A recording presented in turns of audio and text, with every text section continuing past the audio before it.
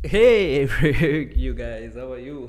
I'm sorry if I scared you guys, but yep, I can see some already some funny comments already. How have you guys been? Long time no see, but I am back and much better. Yeah. So, can you guys? Oops, did I just mess it up? Oops. Uh, Give me a second, chat. I am trying my best to get this up, but if you guys can see the screen, like I'm pretty sure you guys can see the games. Yeah, life's going good. We are trying to understand what could be much better. Yeah. Okay, chat. Like I'm just trying to fix my cam here, but unfortunately my cam has been having some problems, but nevertheless, yep, I did play quite a lot actually, to be honest, frankly. Like I did have it good travel for a month plus. So just give me 1 second, guys. By the time you guys can see Magnus versus Gukesh, pretty equal if you ask me. The position looks very much equal, but trust me, guys, like with 1 minute on the clock, things could go either way.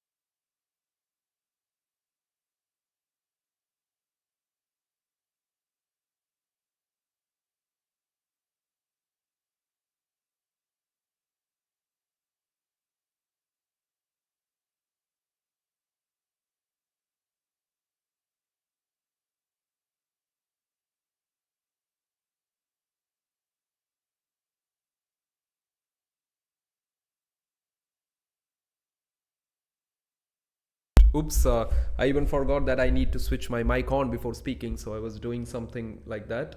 Yeah, I'm pretty sure you guys can hear me. Yep, I remember all you guys, everybody.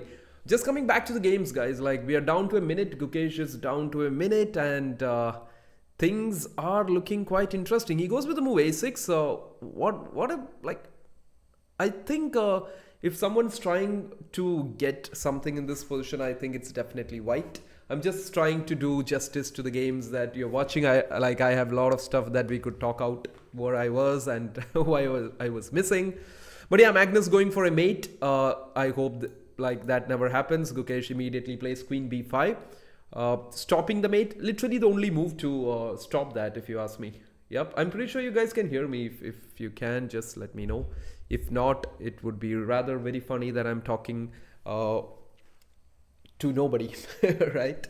Yeah, that's great. Thanks, screaming. But yeah, the f1 knight seems to be supported. Like, I don't know, guys. Like, maybe something like bishop. Oh, wow. Oh, wow. What is that? The queen can't take it because it's a simple mate on f1. The bishop can take it. I think Magnus wants the bishop to take it so that he can go knight e5, knight f3, and that's goodbye to the king. That's just a good finish. What a move! What a move! That you can see the double exclamation already on the yep. You guys can see that, right? So I think Magnus getting. I'm pretty sure he's warmed up. This is game number one, guys. I think today we have a total of 6 games, so it will not be. It will be a very short and good stream for us too. And yeah, bishop c5, guys. Like that's not easy, isn't it? I think okay, queen d3 by Gukesh pretty much makes a lot of sense, covering this weak f3 square. The light squares around the king looks pretty weak. Magnus's rook has invaded to the e square, but I think something that can pull things back for Gukesh is always this a6 pawn. This is not something good for Magnus. Both are down to the last 25 seconds here. Magnus down to 25 seconds. He takes it, and he goes for this a6 pawn. He knows that he can't just let that push, because if it does goes forward, oops, rook d1 blunder, because wait a second, knight h4 is mate. Oh no, I know that's not a good start for Gukesh, I guess. If Magnus spots knight h4, guys, because he can't take it. Magnus goes the other way. But wait a second, what's the difference here? But what's the difference, guys? Oh, here, oh wow, here he can actually sacrifice the queen and just go knight e3, let you take it, and then rook takes. Maybe with the a6 pawn here, I think Gukesh can literally sacrifice his queen. That seems to be the only way. But unfortunately, Gukesh has lost the game because he was very low on time. That was crazy stuff, chat. That was really crazy stuff. Wow, what a game to start off with. I couldn't even say hi to all of you, but anyways, guys, if you're watching the stream, this is the Clutch Chess first day at St. Louis. Actually, very interesting rapid games. 6 games we'll have today. I think 2 games against each players. There is a total of 4 guys. There is Magnus, Gukesh, Hikaru and Fabiano. What a position here, guys. Like the winning move here after rook d1 was Magnus going knight h4, I guess. Like knight h4 is literally all over. Because here, for example, if he tries something like knight e3, the problem is when it's h4, there's a mate on f3 too. While when it was on f4, the problem is he could have actually played this, stopped the mate, give up the queen, you could take the rook on d1, but then this guy, you know, you're down a queen, guys, but just passed pawns, right? You just keep pushing them. Yep, but yeah, hey guys, how are you guys doing? So the a6 pawn will just keep pushing, and all you guys who are coming to stream, welcome to the stream. It's been a very long time. It's been a very long time. I'm super happy catching up with all of you guys back. Oh, just need some stretch, you know. Things, it's been a long day. But yeah, anyways, guys, great game. Very great game to start with. Like, really something perfect to watch. Okay, we do have Hikaru versus Fabi going on. And let's get right into that. And you can see that Fabiano is doing a great job. This same color bishop. Hikaru is down a pawn. And there is this guy, the h pawn. Which is a protected pass pawn at the edge of the board, which is also an outside passer. So, I don't know, like, here you go, the h pawn. I think Fabiano just heard us, guys. Like, he just heard us. He's like, yeah, wait a second, why am I not pushing it? Let's push it, right? And the basic idea of this pawn, guys, might not be to become a queen. We might feel like, oh, that pawn wants to be a queen. No, its idea is to just deflect the king away from the action. Hikaru is trying his usual stuff. Trying to break through, and a perfect move. What a move by Fabi. Like, he's just going to go g5 maybe. Or is he going to even take it? Can he even take it? Can he even take this, guys? I think this is even better. Oh, he goes for pawn takes pawn. I think he doesn't want any kind of complication here. How was Euro? yeah. It was good, Frankie. Like, it was a very interesting one. I was playing in the plus 2000 plus categories, and yep. Some elo did go up pretty well. we are up by close to 100 plus within a month. So it was a very nice 2 to 3 events. It was very cool, guys. I've shot a lot of videos and stuff there. Like basically, but unfortunately, there's not much chess in it. It's just the places, you know. But I'll definitely try to put all of that up together and come back with it. I also know that the FIDE World Cup is coming up. So Fabiano wins his first game. So Fabiano wins game 1. Magnus wins game 1. That is pretty cool. And I think they immediately have game 2, which is from the same 2 players are going to play again, which means no. So the same 2 players are playing against each other, and they will be playing with the reverse colors. I thought they might play different players first, but no. It's again Magnus versus Gukesh. The next game is like warming up here. This time Magnus will play the white pieces, Gukesh with the black pieces, and yep, that's where we are right now.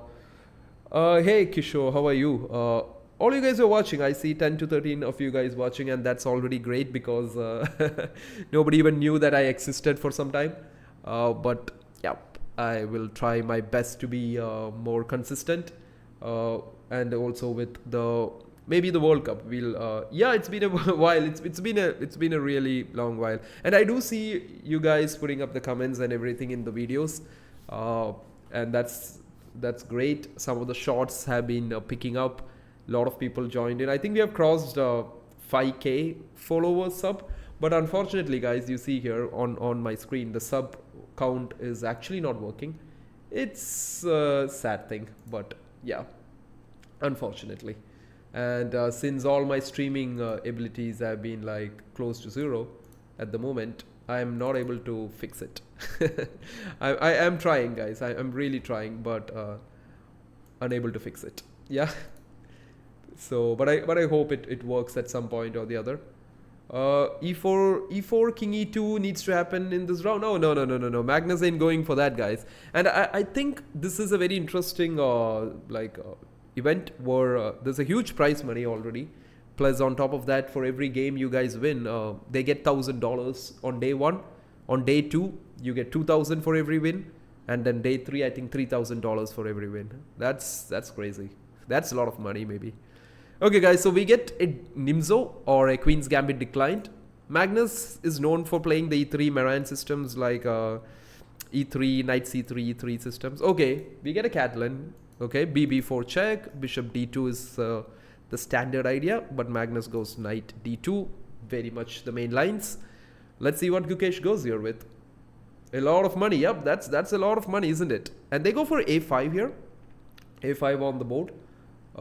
Let's see where this goes. Okay, Bishop to G2 and A4. I think this is something Gukesh plays a lot. I've recently seen him do something similar in the European club. I guess against Fedosev, I'm not sure. Something similar with A5, A4 ideas. But yeah, A5, A4, and I think Magnus is just gonna castle. Or is he? Yeah. Oh, he goes A3. Maybe he doesn't want Gukesh to go here. But okay, of course, that key gives you a very interesting square on this B3 square. White castles, black goes knight to C6 here. The knight comes out. Yeah, right? Isn't it? So knight comes to C6. I think Gukesh is super prepared in these Catalan systems. And he needs to maybe win here, right? So queen goes to C2, guys. Castling looks fine already. I think Magnus would definitely try to undermine this this annoying pawn on what do you say? This annoying pawn on A4, right? It looks like not the best. Okay, he goes rook D1, all standard stuff in the Catalan. Gukesh goes here. I'm pretty interested to see how Gukesh. Okay, maybe he's planning knight A5 at some point. That could be one idea. Looking at all these squares on C4, B3. I don't know, long time. Yeah, guys, like, of course, it's been a pretty long time, but yep, at least we are back, and that's a good step forward. So Bishop D7, let's see, Rook D1, whose move it is, guys? Like, yeah, it's Magnus to play here. Quite interesting. I would be like super bothered about this pawn, you know, like it's really annoying, these squares. I mean, not A2, of course, B3, and the A pawn. Yeah, the A pawn just pushes forward. And at the same time, I think Gukesh would show us exactly how you need to activate this bishop, which is on D7, which is usually the problem black is trying to deal with, right? I started playing Nimzo and such dynamic position. Yeah, oh, you mean B3 systems, yeah? You mean the Nimzo Larsen system, like, or the Larsen system with one B3? Or as black, Nimzo as black. Okay, he goes E4. Magnus breaks open the center.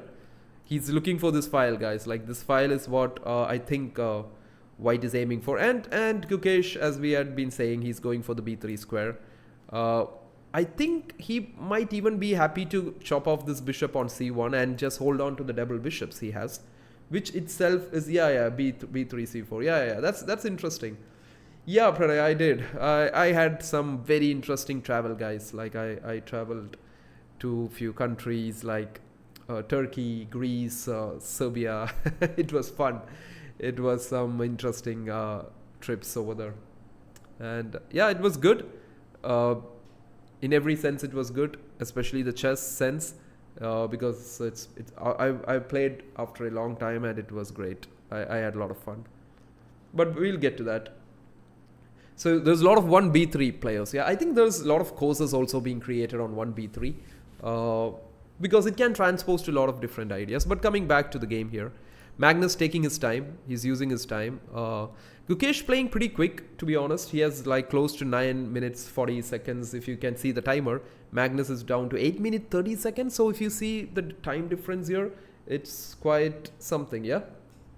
And all you guys who are in the stream, you can like the stream. You can, if you're new, you can sub. you can actually see that the sub count is missing, and that's actually because of the fact that I don't know how to fix it. Oops, can I actually fix it, guys? Is there something here? Oh no, there's nothing. Yeah, I'm just trying. But anyways, that's fine. We will fix it some other time. It's not. I played a tournament yesterday. That's good. That's good. Keep playing, guys. Like don't hesitate in playing.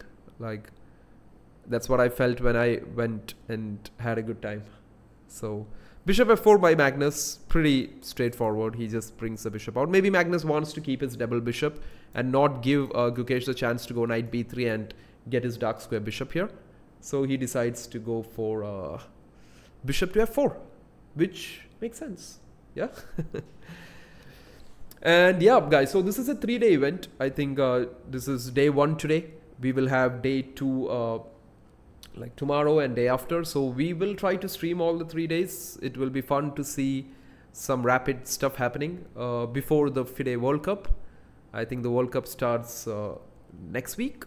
And that will also be fun. Some interesting matchups, some strong chess there. I got 4 points out of 6. It was my first over in open section. Oh, really? That's cool. That's cool. So you should keep playing it, right? Just see, guys. Like try to play like tougher events. It's fine. Like don't be bothered about the results. Like to an extent. Okay, of course we all play to win. We don't play to lose, do we? So we don't. Yeah. So anyways, guys, coming back to this, bishop to f6 by Gukesh is just placing the bishop here. That's a pretty good looking diagonal, but it's interesting. Like usually it would have been great to have c5 here at some point, but maybe, yeah, of course, like Gukesh has easily solved the problem of this bishop sitting on c8. It's now well placed on c6, and that looks like a very, very strong piece for me. Like it looks like a good bishop challenging the Catalan bishop on g2. That's the real challenge here. So a very strong lineup, isn't it? The world champion, the world number 1, the recent US chess champ, Fabiano, and the world number 2. And as they have been like jokingly saying for the last some time, what was it? Which state championship did Hikaru just recently win? Something like that, yeah. But yeah, it's not a thing. He's just making his way into the candidates. That's all. But anyways, guys, so bishop f6. Magnus is taking a lot of time here. If you look at the time, Magnus is down to already 6 minutes. Gukesh is at 8 minutes 20 seconds. So that gives him the edge that he's looking for. Louisiana State. Yeah, right. Louisiana. Yeah. That's hey guys, hey Sampath Singh. I hope you're doing great, man. I hope you guys. I hope all you guys are doing. Yeah. We need. Like there's a big fan base for the state champion also, you know, like but see, guys, at the end of the day, it's nothing. Like he's already proved everything. He doesn't have to prove by playing somewhere else, right? So if the rules let him play it, like why can't he just do that? and I think all the people who have been participating in the events, okay. But coming back to the game, Magnus goes for the very, very important d5 pawn break here. It's a very key move in this. The drawback could be that it has opened up this bishop to be like really good here. So he takes it. It's a pawn. Like you can't take it, guys. You can't walk into such a position, right? It's not great to put your queen into such a pin. I'm not sure if like Gukesh would take it. Maybe he would. It looks like one of the only good moves for him. And since there is no pawns on the C or the E file, it's pretty easy for... Oops, wait a second, guys. Why is there no music? We need some music, don't we? Okay. Sorry, I just reduced it too much. But yeah, coming back to this chat. Since there's no pawn on C or the E files, so it's pretty hard. It's pretty hard to pressure this pinned piece, right? So with that case, I think Gukesh might actually go for it. He might actually take the bluff and just take the pawn on D5. That's what I think. Because if he's retreating, this is a very annoying pawn. This pawn is really annoying. And Gukesh will also have to find a way for his knight.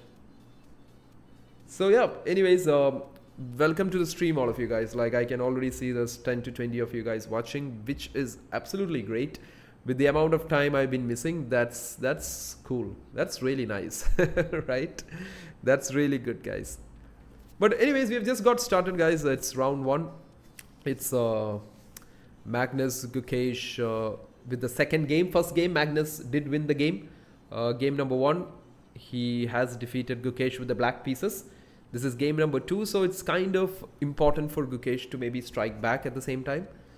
Rather than taking it deep to day 2 or 3, I think he should be going it here today. How many rounds will be there again? Today I think it's a total of, they said it's 6 rounds, but I don't know whether they count a round as one game or whether 2 matches as one round. So that's something we might have to have a look at. Okay, as we said, he did go for the pawn. Gukesh did take on d5, and you can see that there is a pin on the bishop on d5 here. Magnus is trying to use the initiative here. He's going knight e5, more pressure, and yep, this is what he's trying. So okay, I really don't know why chess.com thinks it's a great move. It's the only move, and I think chess.com says all only moves to be great moves. So take, and Magnus goes queen b5, looking strong.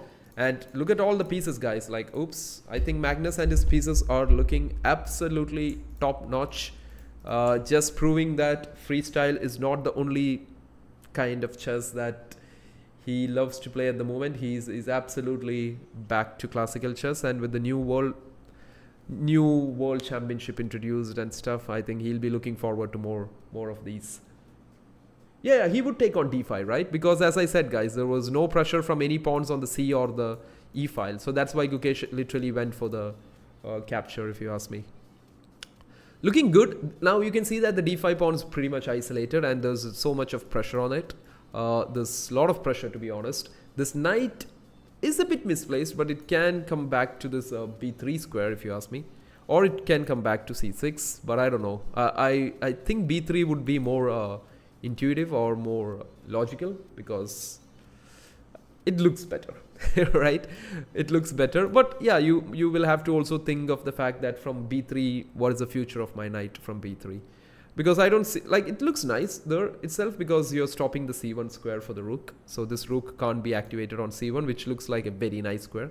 But of course the Magnus would definitely go something like rook d3, rook d1. Possible ideas for him too. Oh, Fabi goes for a King's Indian, yeah? That would be a fun game to watch, because King's Indian is always fun, guys. Like, it's a very fun opening, to be honest. Even when we play it for, like, in some games, right? I kind of feel a lot of energy playing King's Indian whenever you play the King's Indian, because it's like a spring, right? Initially the pieces are just slowly developed, and boom. Okay, so here comes Gukesh with knight b3. Makes a lot of sense because as we were saying, guys, the b3 knight takes care of the c1 square, and that makes a lot of sense. And if you guys are watching the stream, if you like the stream, you can subscribe. That's absolutely up to you. No pressure, nothing. Yeah, if you like the stream, because I did try putting up the sub count, as I said, but due to my lack or my, I don't know, guys, like due to my bad skill of this, or maybe I can, you know, maybe I actually feel I can do that. But anyways, guys, coming back to this, rook takes d5. This count is not so important than the game, so rook takes d5, rook a5 by Gukesh. Oops, the rook came from here. Yep. How many tournaments did you win? Let's play this move because it looks better. Me, whenever this position in my game gets confusing. So rook a5 played here, attacking the queen. It's just attacking the rook also. I think the only move here, like the forced move here, is definitely taking the queen, and Gukesh will go for the b5 queen. Then maybe more trades will happen on f8. Looks interesting, and I feel Gukesh has a lot of chances here. I feel his rook on b5 being active on this diagonal. This knight's doing not a bad job, but he would definitely like to reroute it to a better square. And I think in general, guys, this just looks good for Gukesh. I really like his position here. But anyways, guys, in the meantime, I'm just checking a few things here. Yeah, so you guys can ask me any questions, anything that's happening here. Yeah, the tournaments, yeah, Pranay, they were fun. They were really nice. Like, it was great. So, you take on d8, they take on b5, you take on f8, and the rook comes to e1 by Magnus. Maybe he just doesn't want this king to get activated very quickly. It's because we are going into an endgame, right? And you don't want the king to come out. So, rook e1 again makes quite a lot of sense. By the way, I don't like kings Indian. Okay. There can be difference of opinion, right? Okay, and Magnus has some interesting threats, guys. Like knight f6 is gonna happen, and if the king gets kicked in, he can like really ruin black's structure here, right? That could be a very big idea that he's thinking about. And rook e4 could also be an idea, guys, because you can see that a6 can become a weakness, and Magnus could go for that. Pretty interesting. Looks good. So Gukesh at the moment needs to find his ways out of it. He needs to find his way through this and fight out of this. It's mate there. Oh, it's mate? Oh, okay. I see what you're saying. Like, you mean if you go here, it's mate, right? This one? I was expecting him to stop it, like something like h6. So that would turn out to be a bad position again. So rook d5 also stopped knight d7, the move that we were talking about. And yep, here we go. Let's put more colors on the board. Knight c4. Interesting ideas. Like b6 is an option here, guys, because a4 is hanging. d5 looks crazy. Knight d7. Oh, Magnus is just moving his knight all over the board. If knight is a rook e8. Yeah, there was a mate. Yeah. So g5. Gukesh is just getting rid of his back rank problems. Still an absolutely fine position for the world champion from India, Gukesh Domoraju. And the world number one, Magnus Carlsen.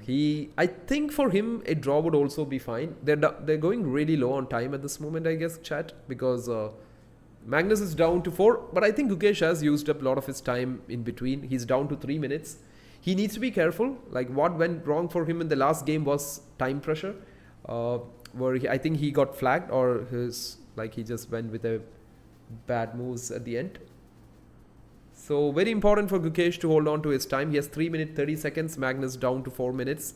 Yep, there you go. Magnus goes with knight b6, the in-between plan, right? Hitting d5. He's hitting a4. You can't take this because the rook is hanging. Very simple thing. If we miss that, that's not good. So I think Gukesh will just save this rook, activate it to d3, or maybe I don't see any other good square, to be honest. b5 is an option, but then you walk into knight d7 check, right? So that's again something we don't want to walk into.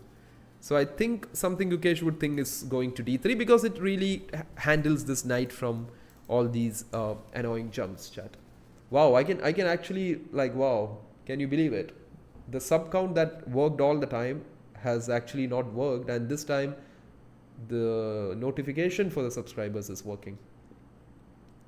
You were expecting bishop d6, I think before this.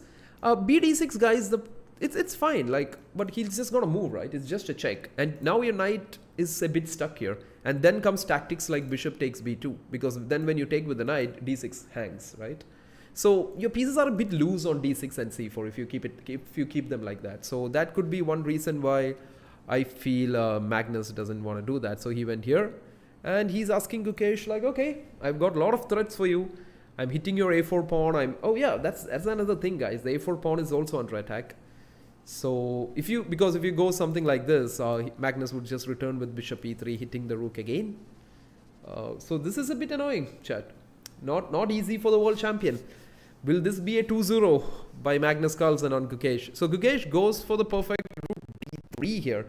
Magnus can actually go for this, I mean the a4 pawn, but then I think b5 is the idea. If he takes knight a4, b5, and then the b2 pawn falls, maybe. That could be a thing. But rook b1 again is a problem at that point. Let's see what Gukesh comes up here with. They're both down to a minute. I mean, Gukesh is down to 1 minute 55 seconds here. Magnus has literally doubled the time, if you ask me. Close to. He goes bishop e5. Okay. Trying to trade off this super strong bishop on this diagonal, which makes all the sense in the world. And if you guys have anything you want to ask me, please feel free to do that. Knight d2 by Gukesh. some tactics time, guys. Because if you take the free bishop, if you think, whoa, hanging piece, yeah? No, knight f3 check. You can go here, take it, and at the very end, guys, when you think that I've got two minor pieces, then rook d6 will win one of the pieces at the end. So that is the reason why Magnus wasn't excited about the bishop. It's not a free bishop. You would lose a ton of pieces back. that's been a forever question, isn't it, Pranay? Yeah. So anyways, guys, let's keep the game going now. So king g2, just simply stopping the idea of knight f3, but Gukesh says I will still go. Very interesting idea by Magnus. Knight d7. He's ready to give this knight to get this very active knight on f3. Otherwise, it would have been a mess with g4 coming in and stuff. So king f3. Magnus Carlsen showing his class of being one of the best in the world. You can see how he's actually transposing the position. Look at the king here. This is a very strong king. This pawn could be a target. Like Gukesh will be forced to go b5 at some point. Trades goes to a very equal rook endgame, guys. I don't think anybody could actually convert this. Maybe rook e3 and go for a king and pawn endgame. That could also happen. I think Gukesh would be happy with taking a draw in this game. And I think he should be. He should be happy with the draw here. So that is where we are right now. Rook to d3 by... it's not because of that, right? It's the fact that I'm just pretty happy being, what do you say, like just like the one, like regardless of where I am, who I am. I like interacting regardless of all those kind of things, you know, where I belong, who I am, what I am. I truly believe all those things should never matter in between conversations and things. So yeah.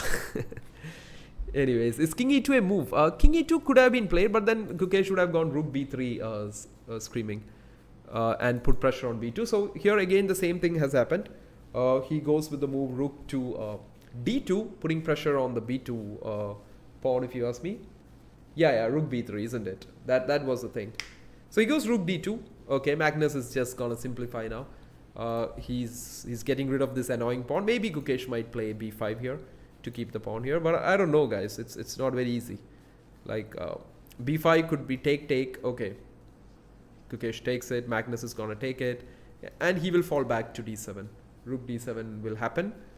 I think this is pretty equal. They might agree for a draw very soon. I don't think they're gonna continue playing this. With all respect that they have for each other, this should be a draw. But maybe it's not. Yeah, Gukesh is like, okay, let's simplify even better and then agree to a draw. So yeah, Magnus takes it, he takes it, and that might be the point where they would most probably agree. Or Magnus might push a bit. I don't know. Like he's just gonna, okay, he goes here, king g5. He has an amazing king, h4 is gonna happen. Yep. But Gukesh will easily defend this, guys. Like there is nothing. This is just a walk in the park for Gukesh. Yeah, there is increment. There is increment. Joe's RK. It's pretty good RK. Much higher, like, not, I wouldn't say it's amazing, but it's good. It's definitely above a certain threshold. Yeah, this is just a draw, chat. That's it. I think we can go to the Fabi Hikaru game and see what happened there. And game 2 ends in a draw. So Gukesh manages to get half point there. Magnus wins the first game. So it's 1.5 to half. And that seems like Magnus has taken this matchup in his favor. So Magnus Carlsen doing what he does best. Going to the Fabiano Hikaru game. This looks even more exciting. As someone had pointed out, it's a King's Indian. And you can see pawns all over the board, guys. Like a pawn on h3. You can see all these guys, things out there.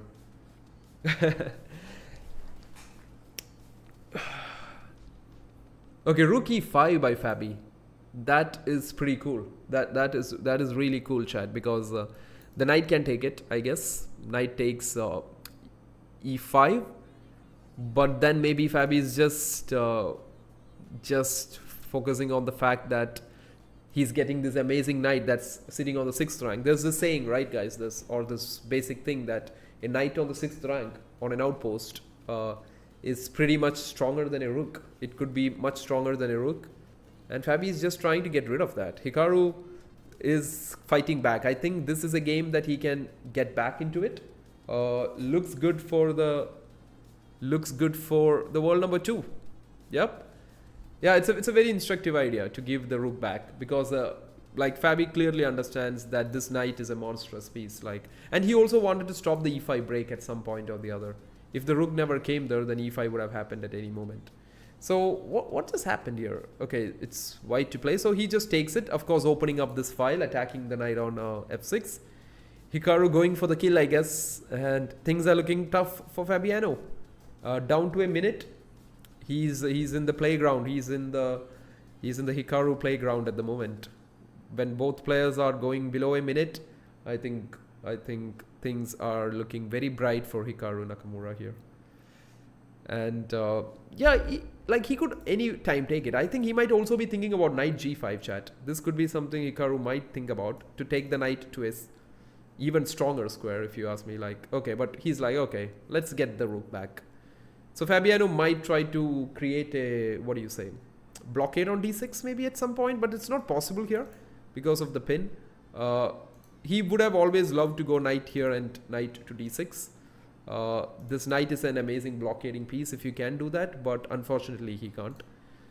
I don't know, this is like, that's the thing about King's Indian, right? Like, as you go to these end games, it's really messy. You might, at a point you might think that this is really good for white, and at some point you will see these pawns coming forward for black. Okay, Fabi just went for a check. I think the computers really hate that move. The computers hate that idea. Because it's definitely about, like, for example, I can say maybe 2100 for sure. FIDE. it's about that, yeah? That, or maybe you can keep 2000 as a threshold if you guys want. So, yeah. So I'm just letting you know that, because at least you guys get an understanding that, okay, I'm not randomly saying stuff, right? Anyways, guys, knight h7 played by Fabi, and I think already looking good, right? Takes queen takes by Fabiano. Okay, this pawn on d5 is looking really strong for Hikaru, but it's all about when do you push it, right? And it's the same thing for Fabiano with these two guys. It's all about when do you use them. So even though, if you can see like the bar next to us, right, it shows a big edge for white. Don't call this game out, guys, because this can turn any time, right? This can go either way. Yeah, above that, yeah, for sure, in classical, yeah. So queen to g5. It's not the exact, Jose.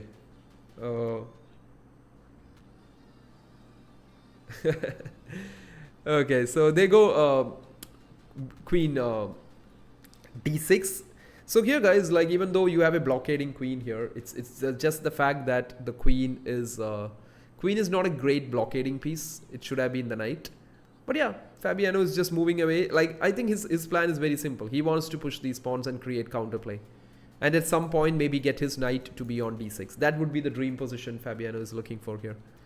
But I think Hikaru is already coming in, right? Hikaru goes here. I thought queen b6 was an idea. Take, and two passes would have been chaos. But queen a3, chat. Like, why queen a3? Okay, Fabiano is going for the thematic idea here. Like, he's just going for... Fabi just wants the knight to be on d6. Yeah, that's exactly what we have been talking about. Because that's the piece you want to have here, right? It takes care of everything. So the queen's trying to get in. I think, did he just miss this check? Oh, wait a second. I think Fabiano just missed this queen check, guys. Oh, he's getting mated, guys. Oh, that's game over. Not mated. He's losing his queen. He's losing his queen. I think he just resigned. I think the game is supposed to be over here. Oh, that was sad. I think he completely missed the idea of that this queen was coming. Yeah, there you go. Hikaru wins back. That's 1-1. That's 1-1 by Hikaru and Fabiano. That was a good game. Yeah, it just ended, yeah. Yeah, and that's with the King's Indian kind of games, guys. It's so fun. It could go either way. It could go absolutely either way. So there you go. There is your results from round 1 and 2. Okay, round 3 is a new matchup. It's Magnus playing against Fabiano and Gukesh playing against Hikaru. So since they're putting it up like this, right? So I guess today is a total of 6 rounds, guys. Today is a total of 6 rounds. That's what I read before we did this stream. Yeah, and oh, the norm, right? No, for the FM norms, FM titles, Frankie, you don't need to have norms. You just need to cross 2300, and you're already an FM. So you don't need the norms. You need norms only for the what do you say? The IM and the GM titles. That's for what you need norms.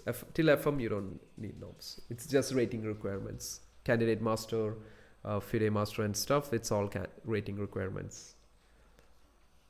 Yeah, absolutely. Yeah. 2300 classical. Yeah, that's what you need. But anyways, guys, I'm pretty sure this was 2 fun games that we had here. I really liked this game 1. Coming back to game 1, let's just quickly analyze these 2 games by the time the guys are ready for the next round. Game 1 is where Magnus did win his game. So he's literally in the lead at the moment, Magnus, because he has 1.5 points. Had a win against Gukesh and a draw. So he started with Gukesh went for e4, d6. Here comes some old Indian kind of stuff where you can trade and go even to an endgame. Looks good. Magnus seems to be interested. Yeah, this is called an old Indian, where they go with the knights and the bishop. Sometimes it goes g6, bg7, but I have seen most of the times they go bishop e7 here, and that's what Magnus did in this game. They castled and let's see what happened. Both castling, c6, very common ideas. The queen will go here. I think a5 will be something they'll play. At some point, get the knight to the center. We'll see that. We'll see. Magnus will give everybody a good masterclass on this. I just go with our running joke. That has no. yeah. I get it. No worries. So rook e8 takes the pawn. Bishop takes, like, knight e5. Magnus just playing what makes him good. Okay, bb4. Computers never like that. Gukesh did a good job. At this point, Gukesh was doing pretty well in this game, to be honest. Because he did manage to break black's pawn structure. He just created a very nice bishop on g2. He was doing great, guys. Like, his game was doing well. Takes with the knight. Knight takes, and all the trades happening. He was very solid and doing good. Rook takes. Look at this position. Like, let me just flip the board chat. Look at this. This is like a very good dream position for white, if you ask me. Right? This looks great for white. But unfortunately for him, this light square weakness that happened to be around his king turned out to be a big issue. So the game went with queen a4, knight f1, rook a6, and such a cool move by Magnus, because he sees the idea that if he wants, he can swing the rook to the other side for the attack too. So that's a very cool multi-purpose idea with rook a6. b4, he lost the a5 pawn. But yeah, there you go. The rook comes into the game, and there was a lot of pressure by Magnus over there. He goes rook d2, queen f5 here, chat, and he takes this. Things were still looking nice for Gukesh. He had a good advantage, but unfortunately for him, Gukesh kept pushing his pawn. The rook came into e1, and at this point, queen b5, bishop c5. This was absolutely stunning by Magnus. To find this out inside a minute, like he didn't even take a lot of time, guys. Like, he had 1 minute 11 seconds at this point, and Magnus played this within like 20 seconds maybe, or 20 to 30 seconds, and that shows the level of intuition and tactical alertness in the game, right? He spots it, he plays it, and yep, that's where we are at the moment. And like, after that, Magnus did go on to create a lot of problems for Gukesh. He went back, he was doing fine. Takes, and rook to a1 by Magnus. He was trying to stop that dangerous a6 pawn from Gukesh. Rook d1 was a big mistake. This is a very interesting position, because Magnus missed something back, because he had 2 options here, guys. Knight h4, knight f4. A lot of times we kind of feel both are the same, but the difference was that knight h4 is completely winning. If he takes it, we win. Like, for example, if he takes it, you can always give a check and win this rook on d1, right? And that looks like absolutely winning, after which you can win the a6 pawn too. But at the same time, the difference was that when he went for knight f4, where he thought this is here, you're looking at this piece, this rook is hanging, but actually Gukesh had an amazing move of knight e3 here, which would have actually saved the game. No, it's just that Magnus thought, like, Magnus just did, it's not that he missed it or it's something like that. It's just that Magnus felt that giving up the, like, he might have not thought that Gukesh would give up the queen just like that. But this didn't happen, guys. Here Gukesh lost on time, but if this had happened, he could take this. And can you believe, like, this position is equal? This is actually an equal position. The reason is just because of that a6 pawn. That pawn is just ready to push, and black cannot create problems back. That's a very instructive thing to understand here. The power of a passed pawn, right? Magnus is forced to go back to stop it. Otherwise, it could even go wrong for him. So that's why not long ago I flew to New Zealand to the close Falkland. Yeah, Falkland Islands, isn't it? New Zealand is a beautiful place. I think you're talking New Zealand, right? Yeah. Zealand. Okay. So yeah, it's if you were talking about New Zealand, that's a beautiful place, right? So I would love traveling there. But yeah, the Falkland Islands. So next one, guys. Next game, Gukesh faces off against Hikaru here, and Fabiano faces Magnus. So you guys can let me know which game you want to watch out of the two. I lost 300 bullet elo in an hour. That's just nothing, chat. Like, we don't have to really be bothered about the bullet elo. Like, and after saying all this, I might go play some bullet and throw some elo and throw my whole system away. Yeah, happens, isn't it? But anyways, chat. Yeah, it was a whole Aussie New Zealand tour. Yeah, that's cool. Like, I really would love to do that tour. I had recently seen that there are some interesting chess events that happens, I think by April, May, June every year there. So, but yeah, New Zealand, I think it's just a beautiful place. It's one of the most beautiful places. I had at a point thought of moving there, but COVID never let people to move there because they were closed forever, right? They never opened up during that time, so I couldn't. So that's another long story. But anyways, guys, next match almost up and coming. So Magnus looks to be in good touch. He's already leading at the moment. He's leading by one.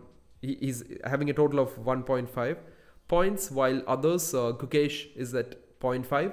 Hikaru has 1 point and Fabi has 1 point each. So next matchup is Magnus Fabiano, Gukesh Hikaru. You guys can let me know which match you want to see. Maybe Gukesh Hikaru. Okay. You guys want to watch Gukesh Hikaru, yeah? It's up to you guys. Like, I'm okay to watch any of it. We can also watch Magnus Fabi if you want. We can watch Gukesh Hikaru game. That would also be fun, right? So some Magnus Fabi 2017. Yeah. The World Championship, right? To be honest, Fabiano was one of like his Fabiano is one person that truly deserves to be a world champion. He's definitely like he definitely deserves the crown. And I'm not saying I wish Gukesh lose or something, but I wish Fabi gets his chance again. I wish Fabi hits for the crown again. That would be some great matchup. Or maybe Hikaru Gukesh would also turn out to be a great world championship matchup. Not putting out any other guys. I don't know if Ali Reza is already into the candidates. The fumble in previous candidate was nail the coffin. Yeah, Magnus. Yeah. Like the last game against Nepomniachtchi, isn't it? That was crazy. That was a big loss for Fabi.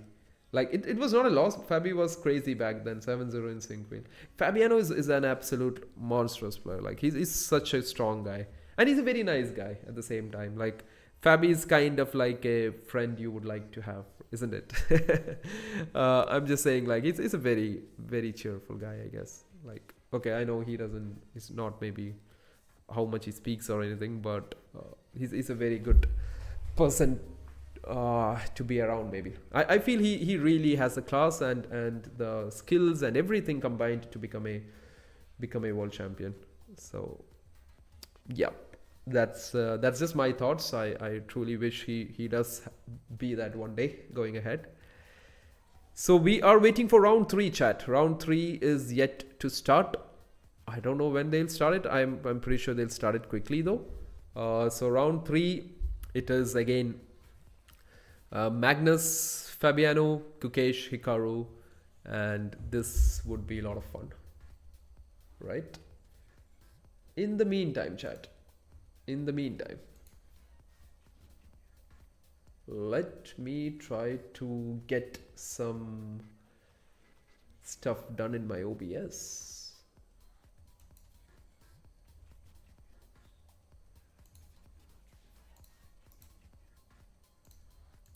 So I'm really trying here.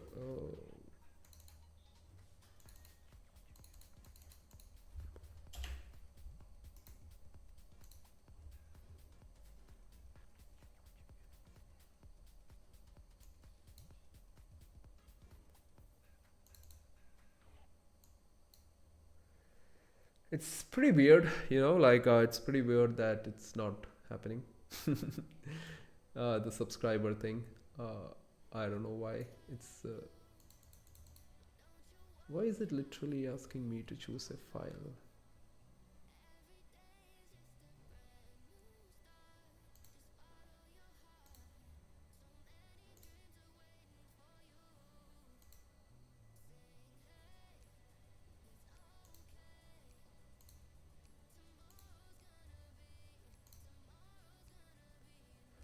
I will try to fix that.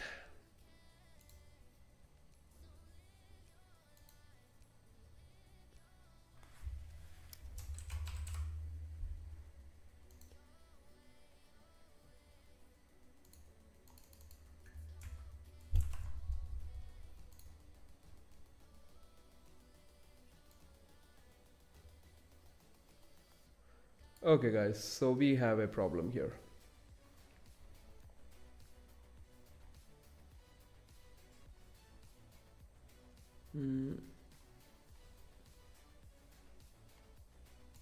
Okay, so I think I'll just fix it going ahead, chat. They need you to, yep. We need to, they need you to, what do you say, sort it out. I don't know, like I'll try to sort that later. But anyways, chat, coming back to this, coming back to our games here, just 1 second.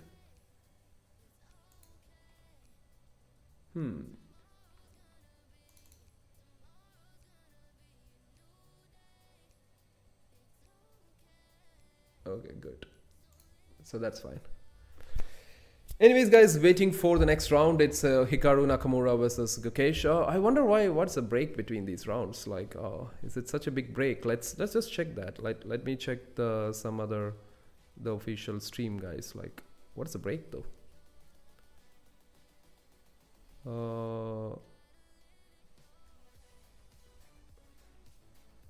What is happening?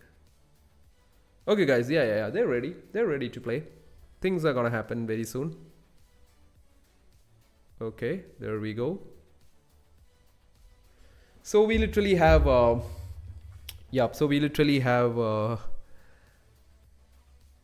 Hikaru and Gukesh ready for the next round. I think Gukesh will be trying to make this comeback right now. It will be good if he can. So it's Hikaru Nakamura versus Gukesh. And Magnus will be playing against what do you say? He'll be playing against Fabiano. Magnus versus Fabi and Hikaru versus Gukesh. Just one last time, guys. Which is the game you guys really want to watch here?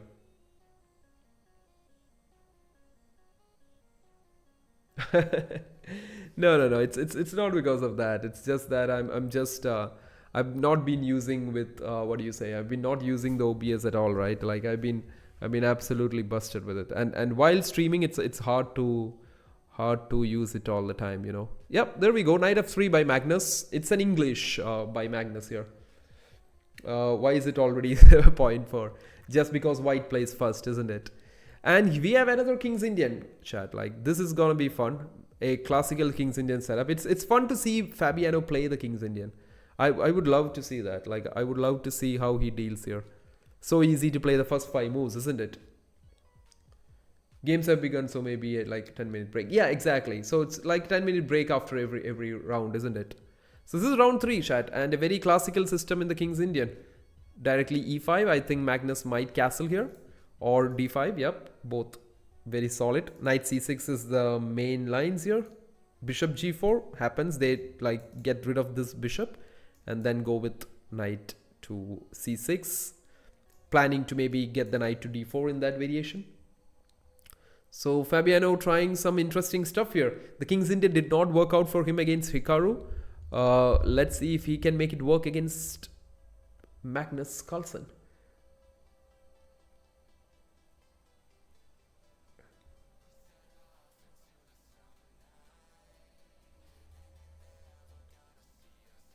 So all you guys, like, I know there's very few of us here today, but if you guys like the stream, I'm super happy that you guys are even watching this, because it's been such a long break. And Grand Swiss has increased my capacity of consuming 70 games a day. Yeah, that's good. Yeah, the Grand Swiss that happened, right? That was a fun event. I did follow that. It was a good finish to the end. I think Bluebam and who was the champion? Who was the champion of the Grand Swiss? I remember Bluebam has qualified. Do you remember who was the champion? So Bishop g4, guys. And I also remember Vincent didn't win it. He missed it. Oh yeah. Anish Giri, yeah. Anish Giri was the champion. Yeah. True. Yeah. The Grand Swiss was fun. Yeah. So Magnus taking his time, chat. Okay, so that was some error. No, Magnus took his time. He went for d5 and Fabiano goes a5, and it's a crime not to put your knight to c5 in the King's Indian maybe with a5. So Magnus ready to trade a pair of bishops here. I don't know if Fabi would do that, or would he just go back, chat? Would he keep it? Do you think he will keep this bishop and try to bring the knight this way around? And then maybe typically... Oh, wow. That's cool. That's cool. We are on point. So knight d3, knight a6 and b6, and then knight maybe to c5. That knight's definitely coming to c5. Some players do go for it directly, letting you to take it. Okay, so Magnus doesn't let you take it. So b6 has to happen for knight c5 to work. That's what I think. Spamming 3 brilliancies back to back against Firouzja. Yeah, Bluebam is a very interesting player. Like he plays a lot of the variations that I like. So I do follow some of his games. Like in the French, he's a very vivid French player, and I love the French myself too. So I really like his games. So anyways. So b6 played, chat. b6 played. b3 by Magnus. This is all about the structures that happens here. You can see a very good pawn structure in this side of the board. Like it's completely connected. So the basic idea for black would be maybe to go knight e8 followed by something like an f5 here. So this will show you the amount of understanding that Magnus wants to show you guys about what do you say, in the King's Indian. What do you think about the petition to revoke? That's a very long topic, isn't it? Knight takes c5. It's also a very sad topic at what is happening at the moment. Yeah, I don't know. Like knight takes c5 here. I think b takes c5 looks good. Yeah, there you go. B takes c5 and a3. So this at this moment, guys, like definitely rook b8 would be a thing for Fabi. He will target b3 for a long time. Not immediately maybe. Or he might go for these plans of knight e8. Not knight h5, the bishop can take it. But in one of my games, I had played knight h5, which was really bad. So h5 is a good idea maybe. But I doubt h5. Maybe h4 maybe, guys. Or knight h7 ideas. Okay. That's possible. Knight h7, maybe following it up with bishop f6, trade off this bishop, pair of bishop. I don't think Fabi is thinking about f5, but f5 might happen at some point or the other, guys. That's the most thematic King's Indian break. You move the knight either to e8, d7, h7 at sometimes, and you break with f5. This is a very common break. If you are new to the King's Indian, this is something you can learn from. Or again, maybe Fabi is thinking of trading off this bishop here. I think Magnus would definitely go queen d2 here, which looks like a very, very standard idea to try. It's so much positional chess, but to be completely honest, it's been a few days and don't think I'm still over it. Life goes on. Yep. It's really sad. Like, okay, rook b1. Black goes with the move knight to g8. Again, I think Fabi is just putting forward this point that I'm going to trade your bishop for sure. He wants to get rid of his bishop here, this one, for this much more active bishop on e3. So that he's left with a pretty decent piece here. And the knight will also come out. f5 is definitely another option here. Not really. So, yep. Knight g8. Played rook a b1. I think Magnus at some point or the other will be planning to go for the move b4. Like, he has to break this structure. This looks pretty strong here, guys. Like, Magnus would be definitely looking forward to doing that. Oh, you meant the Dorosky's endgame manual, yeah? Yeah. I did. And can you believe it? I'm almost at the end of finishing it. Like, it's unbelievable. And when I say the end of finishing it, it's like around 200 more positions maybe. It has a total of 1,275 position. The revised version by Kristen Muller. Yeah, so I hope that's what you meant, right? The endgame manual? Dorosky's? Yeah, if it is, yeah. It's been crazy. It's I think I don't know how many times you might have to go through it again to be very good at it. But yeah, bishop h6, guys. So that was the plan all along. Knight to g8 and putting the bishop to h6. That's definitely what they've been. I can tell by the way you have been spamming. Yeah, it could be. So bishop h6 happened, and I think b4 is definitely what he's thinking of. There's again a very interesting another book on chess structures. I don't know if you guys have seen it, but that's also pretty good. I've seen an improvised version of it by Peter Hain Nielsen, like you know who he is, Magnus, who trains with Magnus, and that's a good one. That's a good one. That book deserves the praise. Yeah. The endgame manual, that's really cool. Okay, and here you go. Magnus does go b4, takes. And now, you see, you start putting pressure on that c pawn. And this is, like, Magnus is just so good at these structures, guys. He knows when to break, where to break, and what to target. And that's basically why he's such a strong player. Like, his understanding of positions is so much because of his understanding of every single structure out there that you could throw at him. Every pawn structure, he has an understanding how to play around it.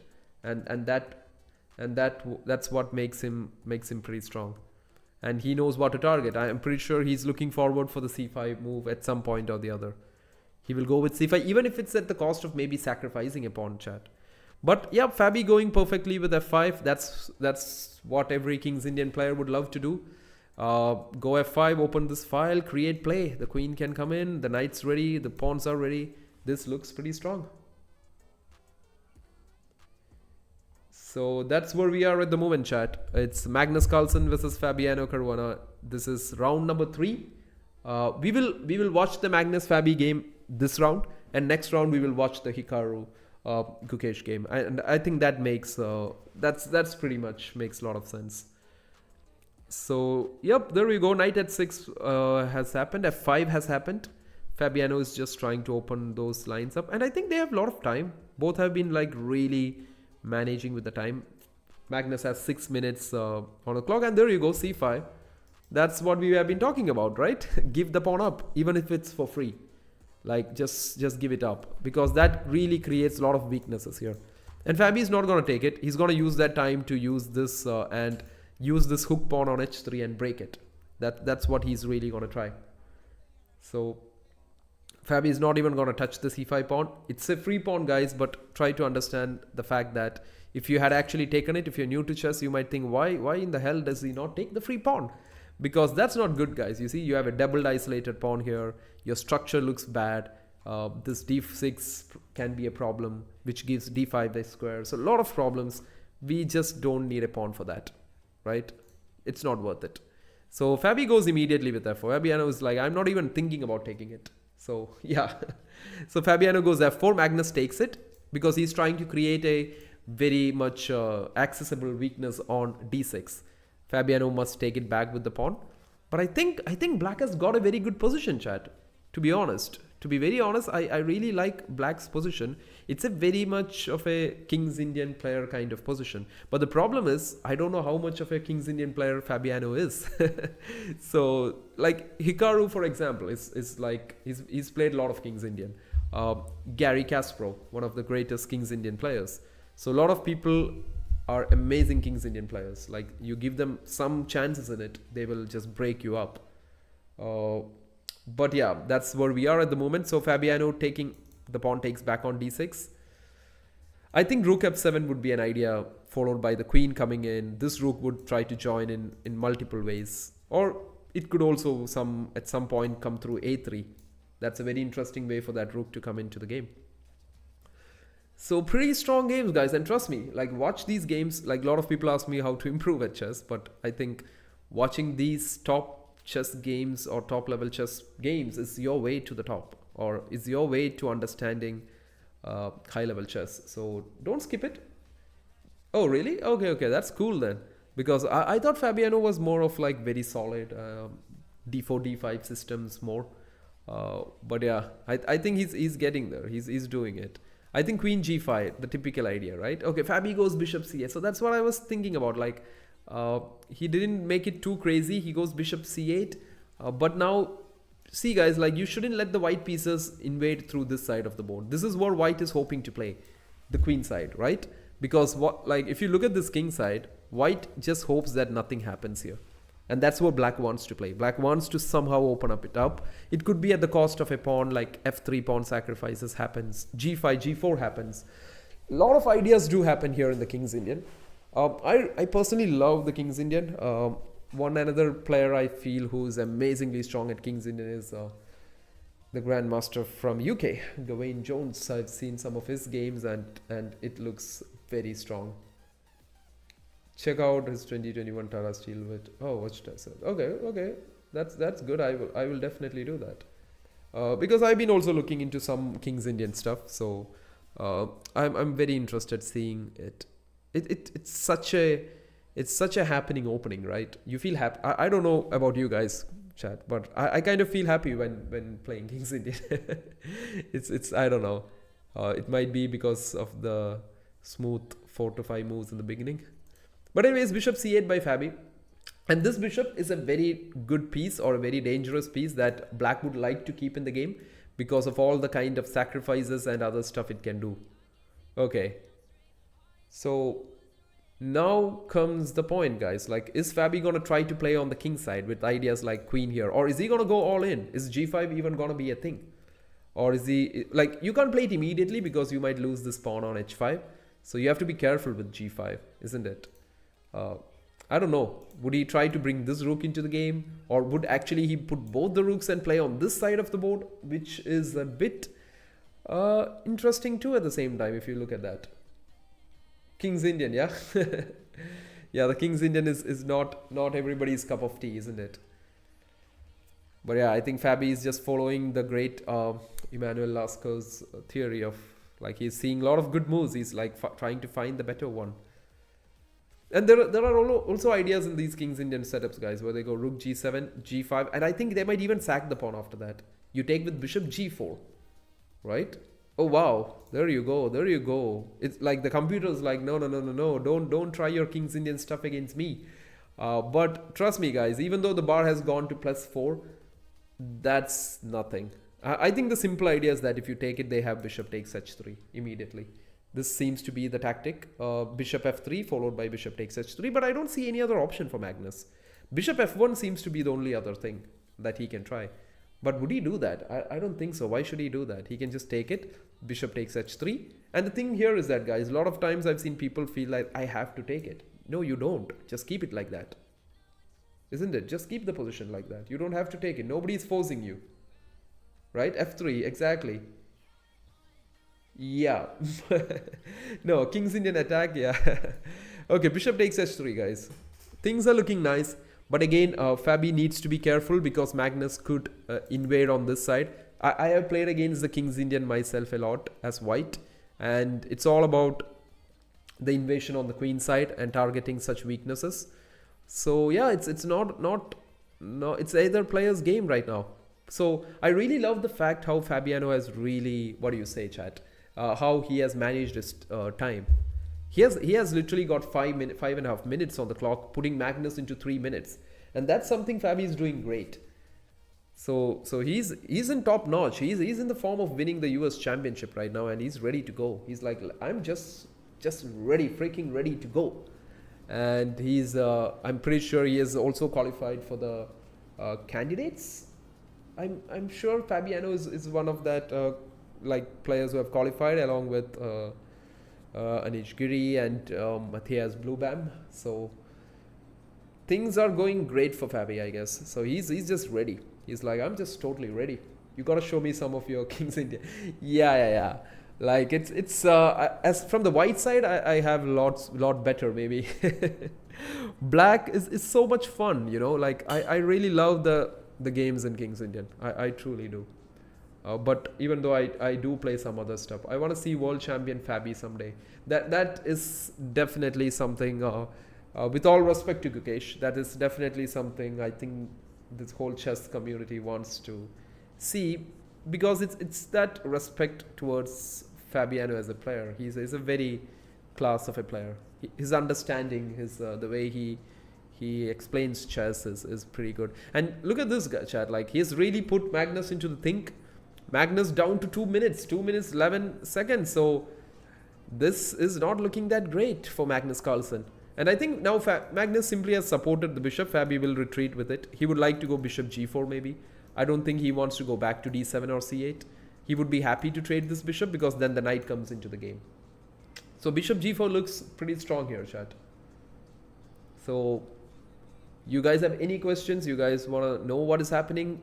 If you're new to the stream, this is the clutch chess which is being held at the St. Louis in the US. St. Louis Chess Club is happening like doing this.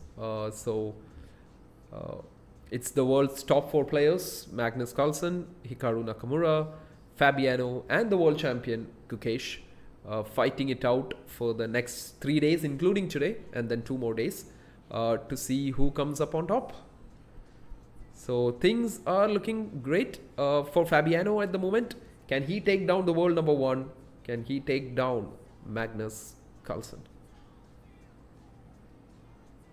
Yeah, I did see that. Before I started the stream, I did see Ding like some thumbnail on Ding playing some speed chess, right? I don't know what happened. I would love to see him coming back to playing. And I heard that he is coming back to playing chess because of the new World Championship format that has come up. The total combined World Championship, right? I saw a lot of memes on it also. But yeah, it's nice. The more the tournaments, the better for people, I guess. Oh, really?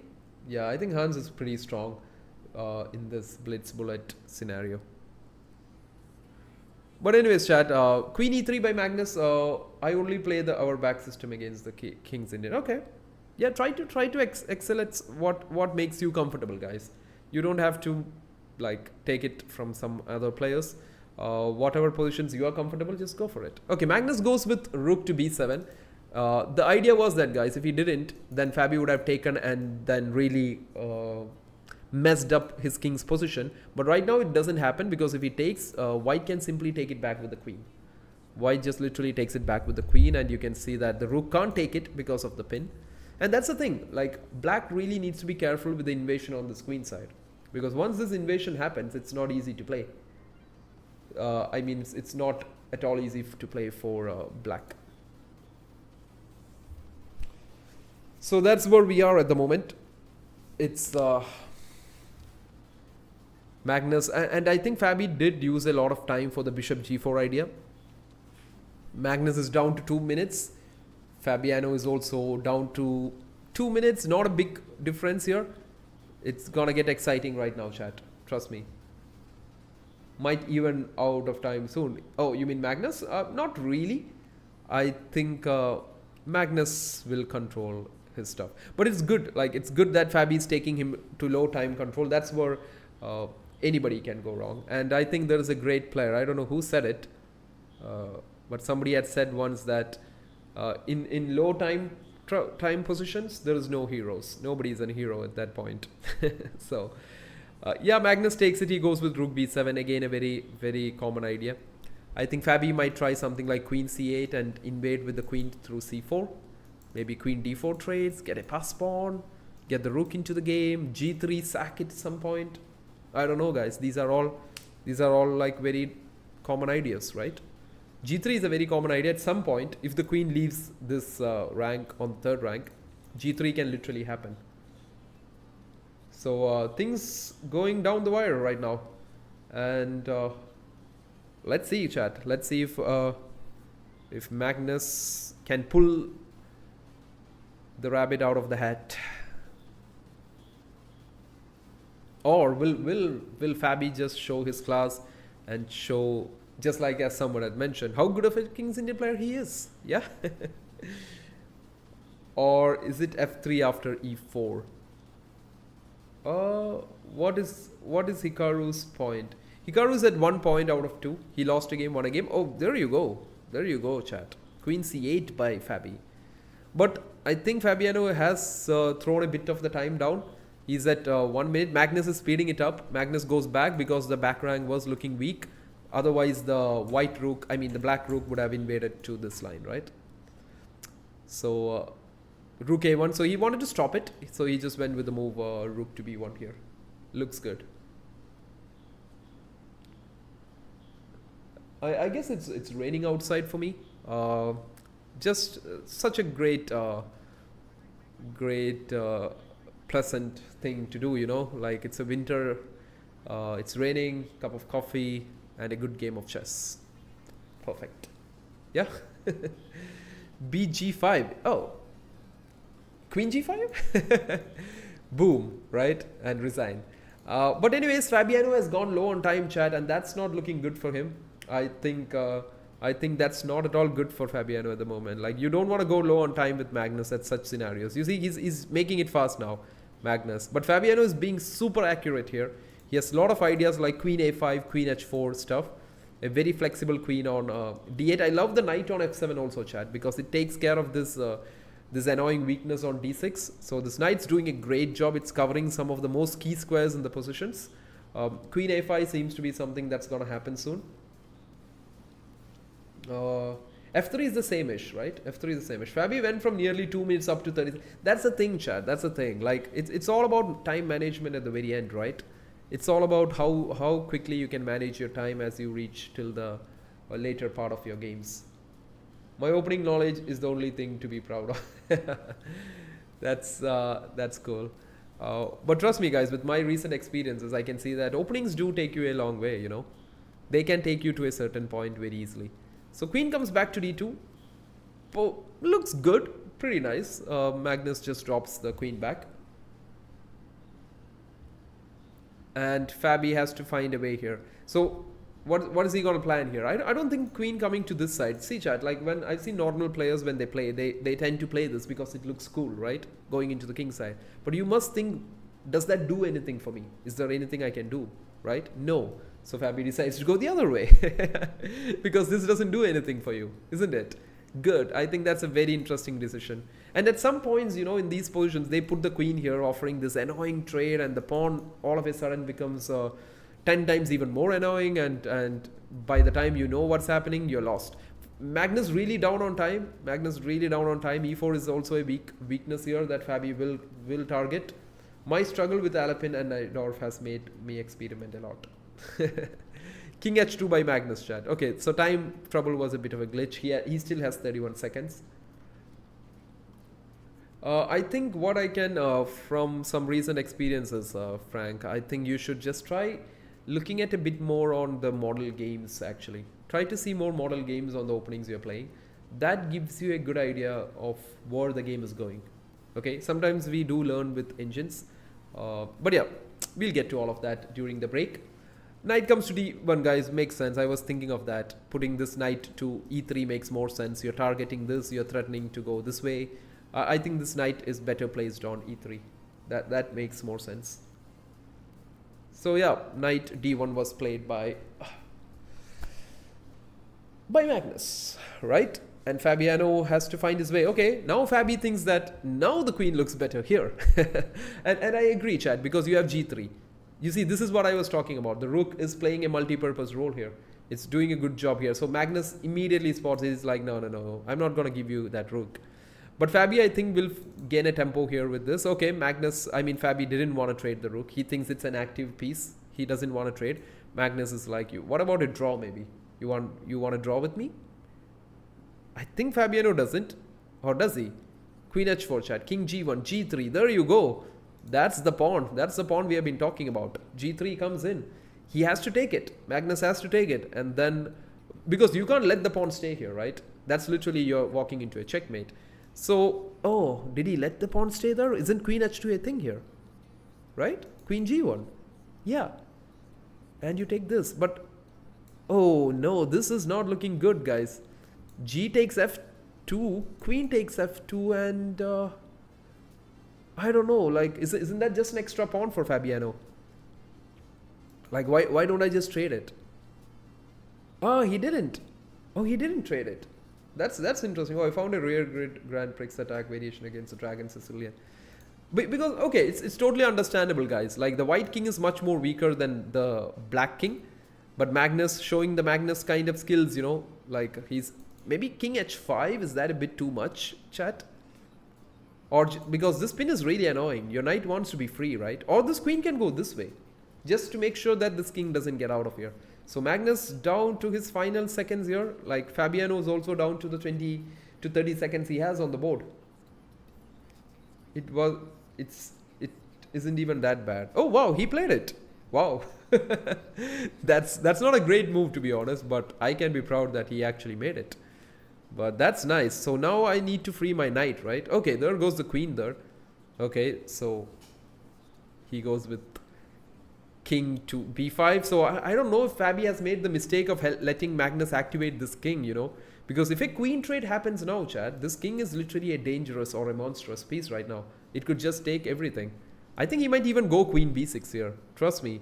Down a pawn, Magnus might be okay to trade the queens because this pawn looks pretty weak. But Fabi does have knight f7 to support it. There you go. We actually let Magnus play a mistake. Yeah, we explained a mistake and even Magnus played it. That's the thing. This knight f7 is a very, very dangerous piece. That's what we were talking about. Oh wow. Now king e6 is a problem, right? Oh, now we are stuck, chat. Oh, now he's stuck. He can't use the pawn. The king, like anytime the knight moves, this is equal now. Maybe even a draw here. He has to go back I think king to g6 here. Isn't it? I think Fabi, yeah, he has to go king g6 here. Because now the king will come to e6. And anytime your knight moves, the d6 pawn is hanging. And if the king... Oh, wow. Fabiano is okay with that. So takes, that's a draw. That's a draw. Magnus saved that endgame. And is that a surprise? Gukesh won with black. Wow, really? We'll go into that. Oh, that's a draw. What a game. What a game. This was real cool King's Indian game, chat. That's a very nice draw. Let's go here, chat. Oh, let's see what happened with Gukesh. Gukesh has actually taken down Hikaru. That looks even much more cooler here. Let's see what happened, chat. Let's see what happened. It's his favorite Ragozin that he played against d4. d5. It's a e3 Nimzo Rubinstein Nimzo by Hikaru. So takes, rook e8. Pretty cool idea. Maybe e5 is coming up, isn't it? And knight went back. Knight c6, rook c1, e5. There you go. That's a good center. Pawn takes, knight takes. Bishop b5 by Hikaru. Maybe he just wanted to just take and just annoy this pawn structure. Gukesh goes bishop g4. As they say, Chad, pin it to win it. Bishop takes, pawn takes, queen a4. That's a nice sneaky attack. Would have worked in a blitz game, you know, for sure. Trust me, I had a recent blitz game that I played against over the board, you know, like it was some 2300 guy, and I put my queen somewhere like this, and he actually supported the pawn. He literally supported the pawn, and I had a free bishop, and he resigned, and the game was over. So the moment he plays it here, it's really funny. I kind of it gives me memories of that. But yeah, you can't expect the world champion to walk into something like that. E5. I mean, Gukesh plays e5, takes, and these light squares look super weak. Rook b8, queen c2 by Hikaru, queen d5 by Gukesh, h3. Wow, look at that remaneuvering of the bishop. That's where the bishop belongs, right? Hey vlogs, how are you? PPY vlogs, I hope you're doing good, man.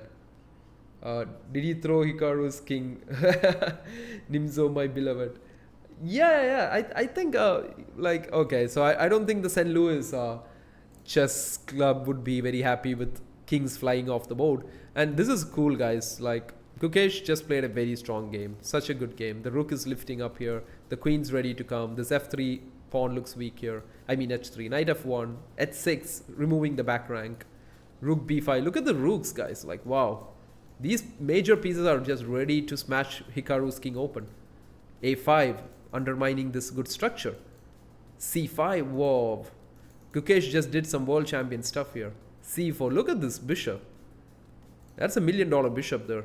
But that did give him this d4 square. So rook a5, knight f4, queen e5, rook c1, takes the pawn.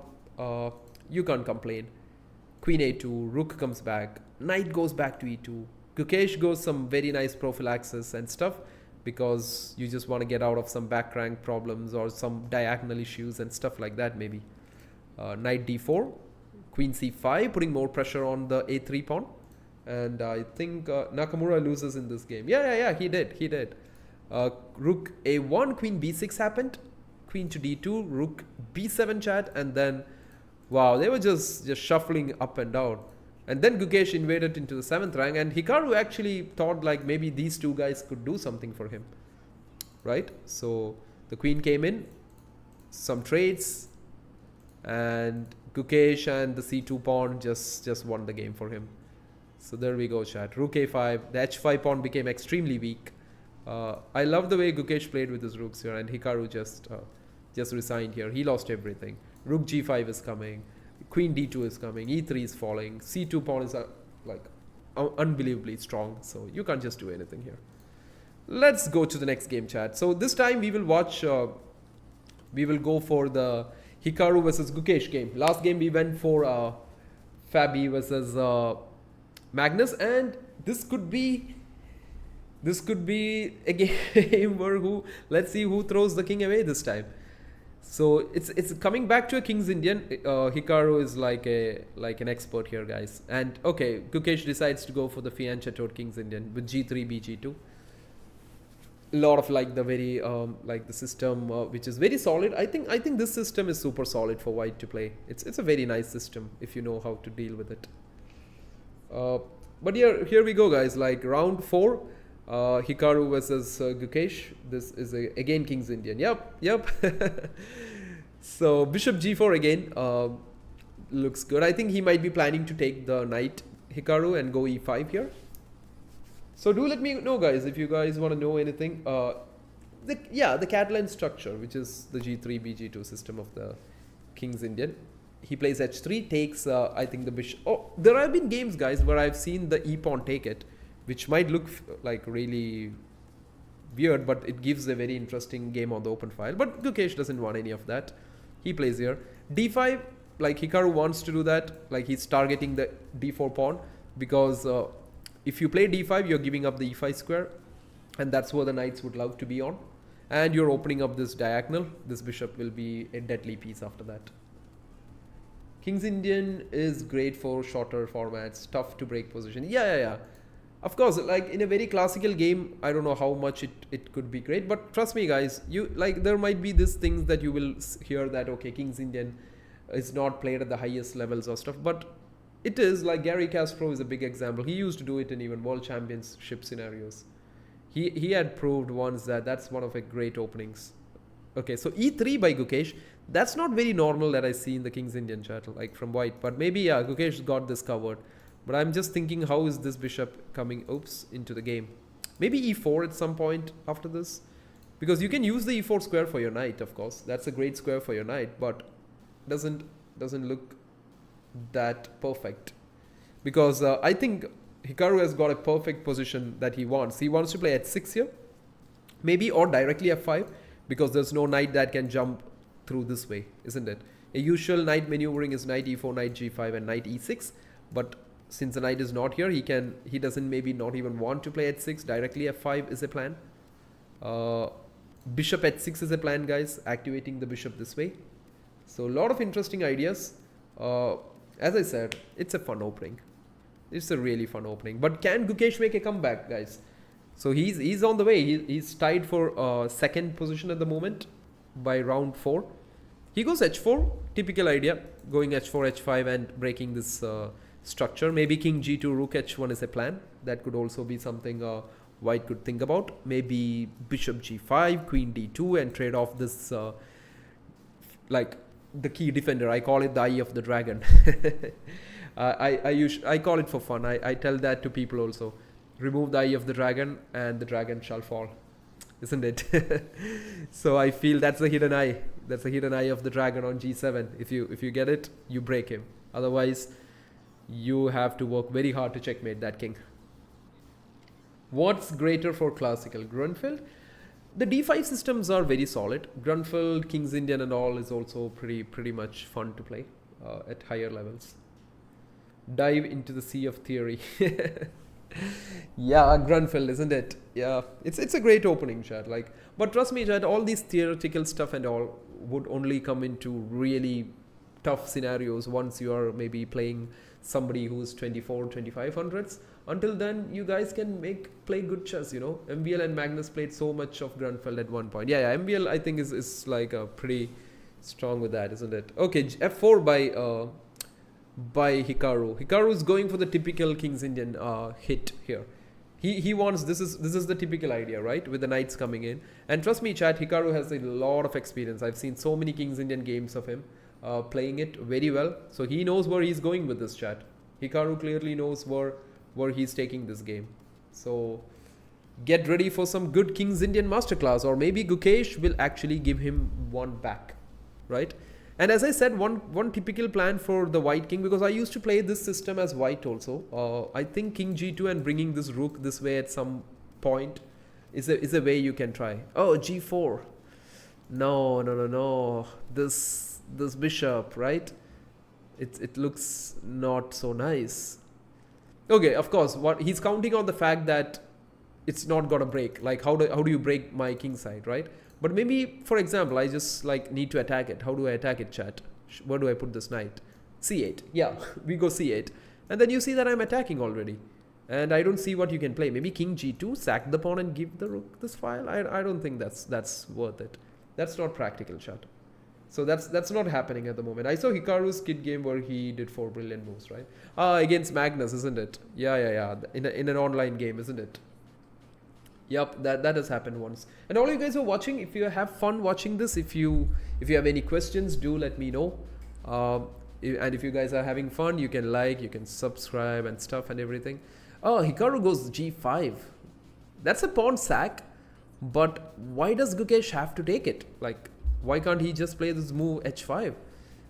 This is now not good for black, chat. I don't know. Maybe Hikaru is banking on the fact that this bishop on f3 is not good. And his whole point here, chat, is that maybe he'll close the position with h6. And the moment the bishop moves anywhere, he will sack the f-pawn. He will just give up the f-pawn and open the file. That could be the plan, right? But I don't know. I don't even think Gukesh will move that bishop. He'll just keep it till the very end. And maybe in an endgame or something, he will break it. Once this side is blocked, I think he could just go b4, c5, and maybe a4, bishop a3, and just create the weakness on this queen side. Things are looking hard for the,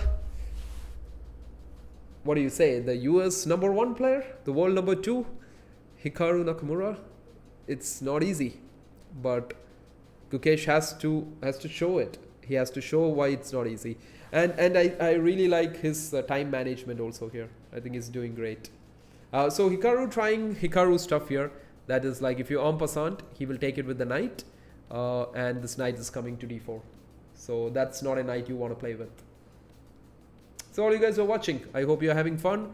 This is happening live at St. Louis Chess Club at the moment in the US. And if you think who are you, I mean me, that doesn't matter, right? So just kidding. Coming back to the game, guys. So it's Gukesh versus Hikaru, and yeah, as usual, the a3 b4 plan, right? White wants to break with a3 b4. Give me some book recommendation. I got this side lamp that I need to burn through. I'm pretty sure you would have read all the predecessor book, right? My Great Predecessors by Caspro. That's one must read maybe, and it suits the side lamp maybe. It might be filled with a lot of stories that it could make sure that your side lamp is doing good. it will keep it on for a long time. Anyways, guys, knight c8 played by Hikaru. I think black's key plan here would be an b5 break, just like in the Benoni, Benko and all what you see. White's idea would be to play b4 and break this structure. There you go, rook b1, knight c4. And again, you see this chat, like what is Hikaru really trying to do here is that he's trying to like tempt Gukesh to go back with the bishop. Because if he goes back with the bishop, this f3 pawn sack, you know, otherwise what the hell is this queen doing here? Can anybody tell me what is this queen doing here if this bishop is staying here forever? What is this queen doing here? Right, it's not doing anything. Like, yeah, and Gukesh is smart enough that he's like, I'm not going to touch this whole thing. I'm just going to keep everything. Okay, maybe Hikaru just went with queen f6, leaving this rook to go here. I really feel this is Gukesh as this game, guys. Like, he's the one playing now. He can go rook b2, the next rook to b1, and plan the perfect timely break on b4. Or he can go a4, a5 and kick this knight away. And when I say kick this knight away, I don't see where the knight is going. Do you guys see where that knight is going? I would love to play a5 here, you know. a4, it looks nice. But maybe if you play a4, he might just lock the position up with a5, and that could just be a draw. I think black just has to play for equality here, nothing more. I got the Anand files. Okay, also the 60 memorable. Yeah, Fisher, right? My 60 memorable games. The Great Predecessor would be a good collection to have. My Great Predecessors. So, anyways, good plan by Hikaru. I think he's literally trying to activate his bishop this way, guys. This is a really interesting game. This is gonna blow up at some point. Either this whole position is gonna blow up, or this game is gonna end in a draw, or this is literally gonna end in a draw. Very simple. So Hikaru Nakamura versus the world champion Gukesh. Gukesh is starting to burn a bit of time, and this is where Hikaru can become very dangerous. You know, this is where he can literally turn this game upside down. Because if you go under time pressure, he might change all the plans. He might literally go something like rook b8, knight c8, a6, b5, and he might open the position up, seeing that you are struggling under time pressure. So time would definitely be something Gukesh would love to keep intact, and which would definitely help him as this goes ahead. I like the thumbnail picture that we have kept, chat.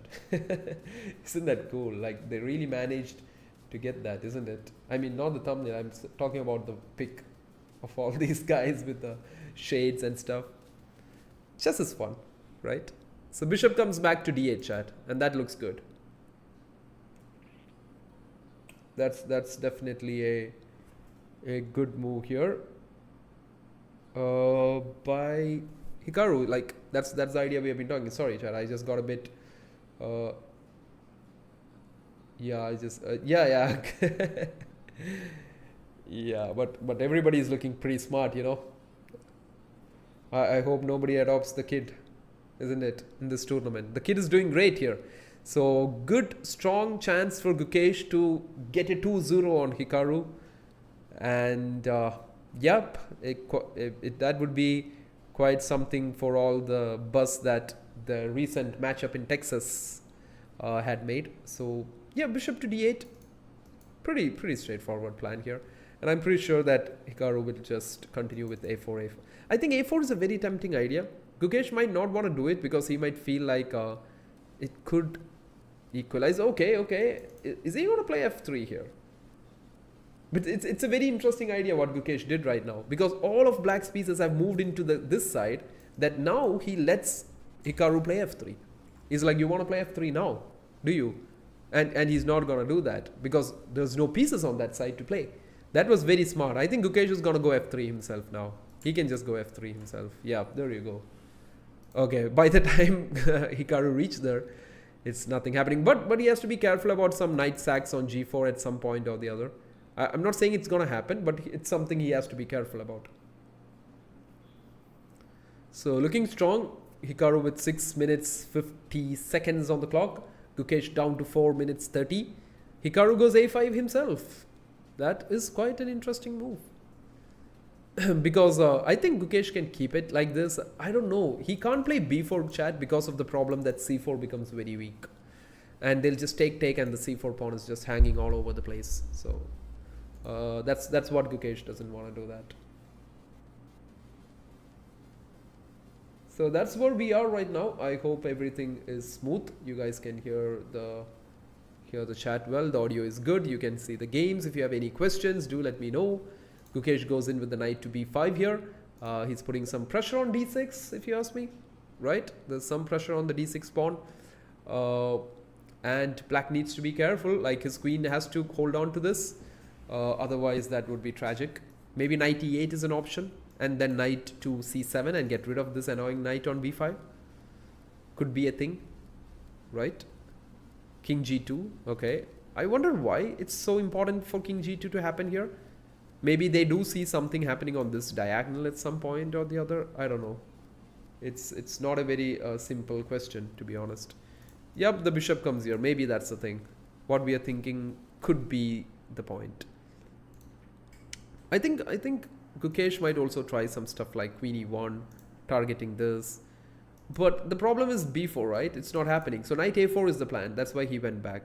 Don't think why did he go back. Maybe his idea is to go knight a4. Kick this bishop away from here. But it's not a long-term idea, you know. Knight e8 chat because the queen doesn't want to like hang on to this. Queen's like, I don't want to hang on to this pawn. The only pawn break possible is b5. Yeah, b5 is one thing, and also you have to be a bit careful about some sacks here and there.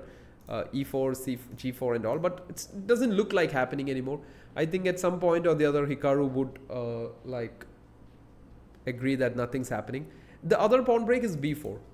Like maybe Hikaru is hoping for the fact that Gukesh might go for b4. And with the moves Gukesh is playing right now, I think he's happy with the draw. He just wants to win this match against Hikaru, that's all. He already has a game win here against him. So one more match, the draw would be super happy for him. Right? He's back on track. After the loss to Magnus, he's definitely back on track. I think at 6, king at 7 would prevent everything. Yeah, they're just keeping this in case, you know, like in case at the very end of the game you need a waiting move. You shouldn't regret that, oh, I should have kept the pawn on at 7. You shouldn't push it without any reason. There is a lot of, there's this very interesting rule, as you mentioned earlier in the Dorosky's book about keeping your reserve tempes, you know. So, yeah, anyways, bishop goes back. Let's make more sense with knight c7, rook b8, b5. This could be Hikaru's only break in this position. Or maybe he's just waiting for Gukesh to try for a b4 break chat. That could also be the thing. But anyways, looking good for the world champion. Looks completely back in track and doing fine. Doing absolutely fine here. So this is a very interesting and good game. So queen comes back to f1. Knight c7, yep, we know that, don't we? Don't we, chat? we have seen that, isn't it? Sorry for any misses or anything that I say wrong, because as you guys know, it's been like a lot of months. I've not even done anything like this, and I think yeah, they're just ready to agree. Yeah, there you go, chat. There you go. They understand there's no break. This is just a draw, and I think Gukesh is just happy with it. Yeah, it's a threefold, right? Yeah, one more move and it's all over. Yeah, one more knight c7. That's a draw. Good one for Gukesh. Good one for him. Let's go to the Magnus game. Oh, there you go. Now that's a position you want to see. I think was this also? Oh, it's coming from the Italian.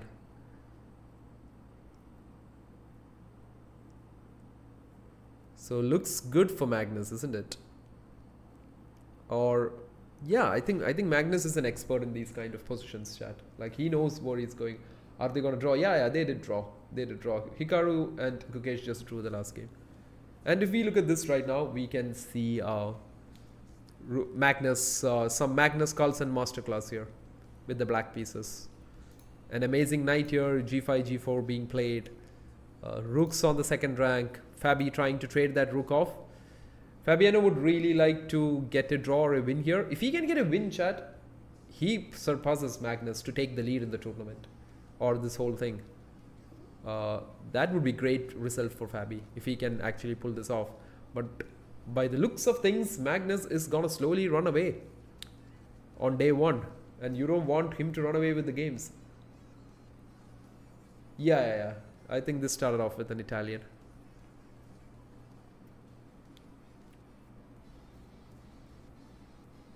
So anyways, guys, all you guys who are watching, thank you so much for dropping in today.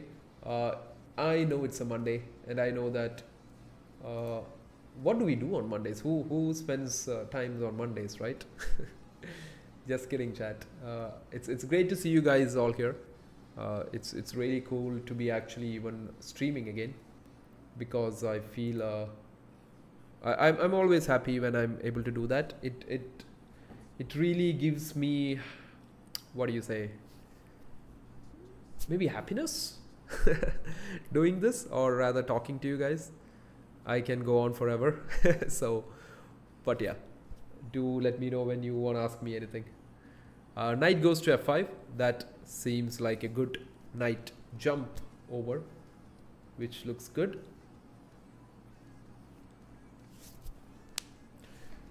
It's looking good. Like I don't think, even though, like, of course, amazing experience in these kind of positions, but you can't count Fabiano out of this. Like his position is not broken. He himself is a great technician of these kind of lines, and let's see how Fabi does this.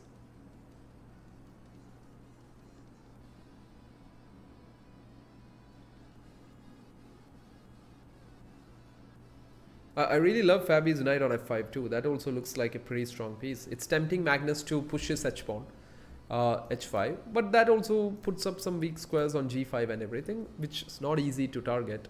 But these kind of threats are always in the air. So this rook is, I don't know, it's a good defender, this rook on the third rank. It's taking care of all the mess that could happen there. Fabi is just waiting for the perfect moment to trade off this rook on d2. You don't want to trade and let this rook just have fun on the second rank, right? So that's where we are at the moment, chat. It's Fabiano versus Magnus. Magnus trades it, the queen trades. Oh, I think now it's pretty equal, right? Once that very active, oh, whoa, king at 7. Is Magnus slowly losing the grip? Because if he is, then this game will take Fabiano into the lead. King at 7, but why, chat? Why do you think it's that bad? That's the whole point. Why is that move bad? It could also be the fact that you could actually block this side up. You could just literally play h4, and this whole king side looks blocked, right? Nothing much is happening after that. Because that's where black is trying to play, isn't it? That's where the whole play is. So if once white completely blocks that side, I don't see, maybe that could be the reason why king at 7 was not a great plan. Let's see how Magnus deals with it. Because as I said, he's an expert in these kind of positions. He has played these kind of positions for his whole life, and he knows how to deal with it.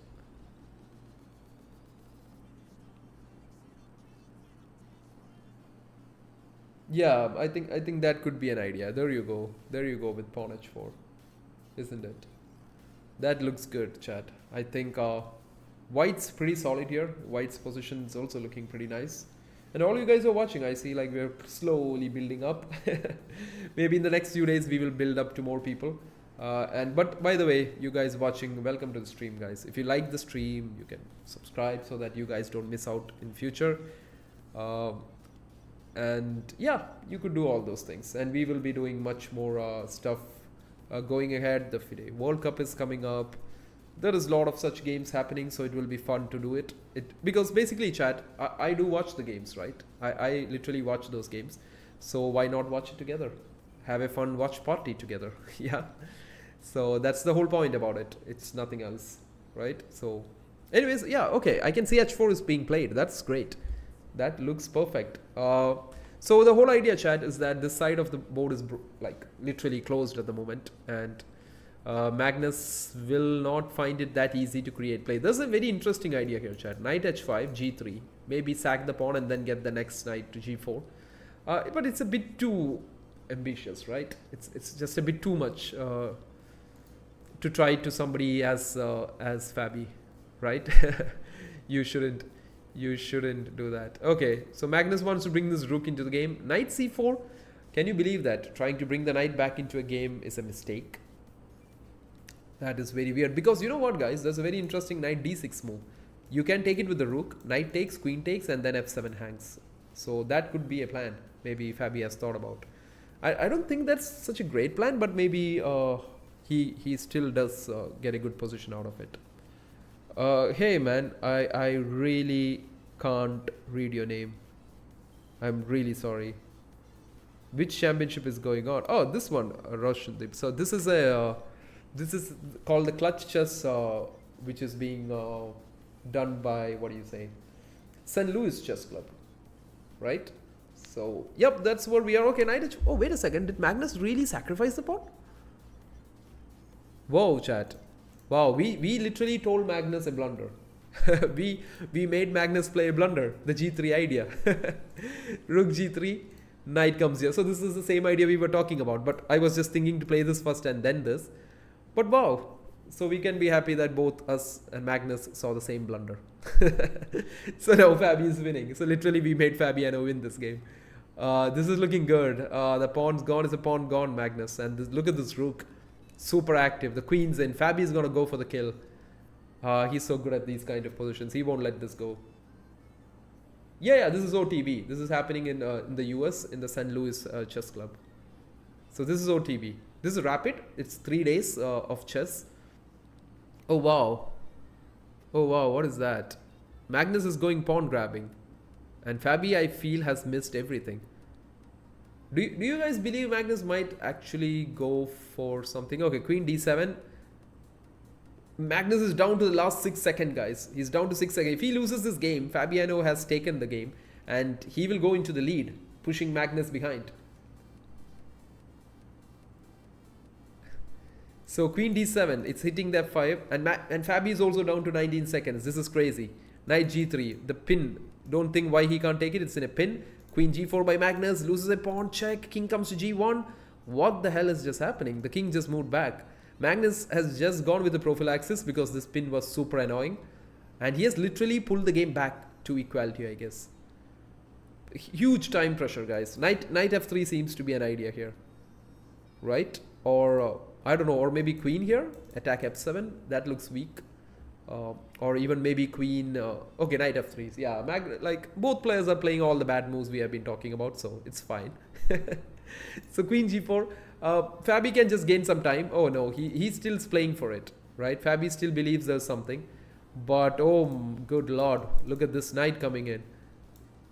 Okay, so trust me, chat. I don't want to see Fabi getting checkmated now. That would be the saddest thing to happen. Okay, knight's coming to f4. Is there a doubt with that? Or is he going to go for the pawn? Magnus goes knight f4. Okay, knight e3. Yeah, that's the only move to stop the mate here.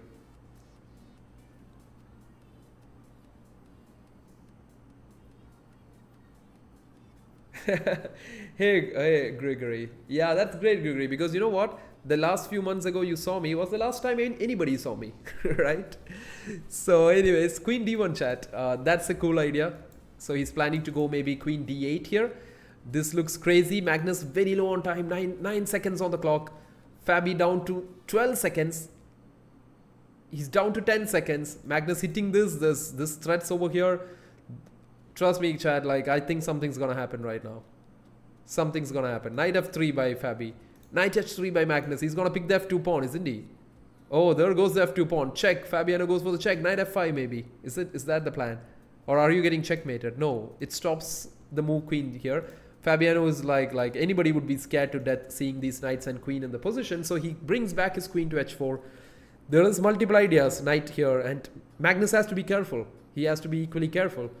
But Magnus is up a pawn here. Unbelievable turn of events here because Magnus was not in a great position. Look at that. Look at that now. The queen has gone all the way to the other side of the country. And it's just saying that I'm just going to checkmate you, man. Fabi trying to trade one pair of pieces here. And there you go. Oh, the queen check goes here. Takes there. Okay. So we've reached a knight endgame. But unfortunately, they say that knight endgames are like pawn endgames. If you're down a pawn, that's sad for you. Cool knight conference, yeah. Trust me, yeah, chat. It's really cool here. Oh, Magnus goes with c5 here, which the computers don't like it. They're like, oh, no, Magnus. You have let Fabi create that pawn, right? What is the idea though, chat? Like maybe knight d5 or just take it, right? Yeah, take it, knight d5, knight c7 and go for this a6 pawn. But then the moment you go for that, oh, b6, that's the end of any counterplay. Oh, that is really sad. Maybe Fabiano was really low on time. That's really sad. After b6, there's no counterplay. It's literally over, guys. Like Magnus is just gonna win this with the pawn. Oh wow, what a comeback! Like if you go back into the position and see the same game 2 minutes ago, Fabiano was up a pawn. Like there was not even anything being shown on this bar. I feel sad for Fabi. This is over. This pawn is just gonna push and then deflect the king, and this king is gonna go this way, right? King f4. Followed by king e4, followed by king d4. There's nothing. Fabi, like, I think he made a big mistake pushing these pawns. Otherwise, he needs to get a sacrifice, but that's also not going to work. The knight's covering everything. King d4 now. Oh, wow. King d4, he has a trick, guys. Knight b5? Is that a trick? Is he thinking about it? No. Nothing. Right? It's all over, chat. Oh, hey, our JD, how are you? And it's all over, chat. As I said, knight endgames are pretty much similar to pawn endgames, and that's what Magnus is showing him. Oh no, first let's save the knight. Maybe knight c4? Maybe. Okay, guys, it's still not over. Like, you still have to finish this off. Yeah, I think knight c4, king d5, take the b6 pawn, and it's all over. Yeah. Maybe knight a8. Yeah. That would be the worst place for the knight to be on. And I think Magnus has just played an unbelievable time pressure game. He is running away with this game, chat. Because if you guys go back here, like look at this. In this position, this was what was happening, and Magnus was doing fine here. Everything, Fabi was fine. And Magnus literally blundered this pawn. Like, it's not a big blunder, but he was trying to create play. And queen here. And this was a very, very cool position. Because, I think Magnus might have missed this queen e2 idea. Hitting this and the rook, and he takes the rook and takes the pawn, and this was literally game over here. But if you ask me why it's game over, that's a good question. I feel the reason is that this knight was trapped, guys. Can't we play f3 here? Because where does this knight go? Can't go here, not here, not here, not here, not here. He can take it, right? But then comes this very sneaky idea of queen d2. You're finishing the game. I think Fabi just missed that. Yeah, Fabi just missed that. You back after a long time. Yeah, very long time, isn't it? Because it's just live, chat, and I just want to make sure our life's all balanced. It's like not stuck inside a certain box, right? But trust me, I would love to expand this journey out of like here, just the streams also. But yeah, I think I will maybe. Yeah, G3, it's not that G3 worked. I think Fabi completely missed this idea. I think here he missed this f3 move. That was a big miss. F3, knight takes queen d2. Maybe okay, e4, discover check. But then again, you can just even move the king, right? Like, for example, maybe h3 also. It's fine. It's still the double attack is here. Maybe. I don't know, chat. This could be what went wrong for Fabi here. I've been great, Gregory. I've been doing very well. I've been traveling a bit for like a month to close. I played some chess tournaments across the different countries, and met new people. It was a solo trip. I did travel alone. So by the end of the trip, chat, it was very hard because I'd already started feeling the burnout. Like alone is fun. It's like as what do you say, as one of my, like, I would like to put it like it was the perfect combination of freedom and loneliness, right? That's the best way I can put it. Yeah, I've been to the Europe. I've been in the Europe, like countries like the Greece, Turkey, and chess in Turkey is very interesting. Like I actually went to a very old club there, which was there from 1940s or something in Istanbul. I had visited that place. I have a lot of these videos that I shot from all those places. Would love to put them together and show you guys. I'll try to do that. It's just too much stuff to do together. So yeah, it was Turkey, Grigory. It was Turkey, Greece, and a bit of Serbia. So it's a mix of all the three of this. It was fun. It was really fun. So guys, if you're thinking why is he just talking and not showing the next game, it's just that they give a 10-minute break in between the games. So there's literally a break happening right now. Before the final 2 rounds of the day, which is round 5 and round 6. Round 5 will be Gukesh versus Fabiano and Hikaru Nakamura versus Magnus. I don't know, like they call it the El Clasico of chess maybe. I don't know. But anyways, that's another thing that's happening. So at the moment, guys, according to the standings, it's Magnus Carlsen leading this whole thing. He is up. I kind of had created, like when I was doing this earlier, a standings tab, which I guess I had removed. Like, are you guys able to see this maybe? No, right?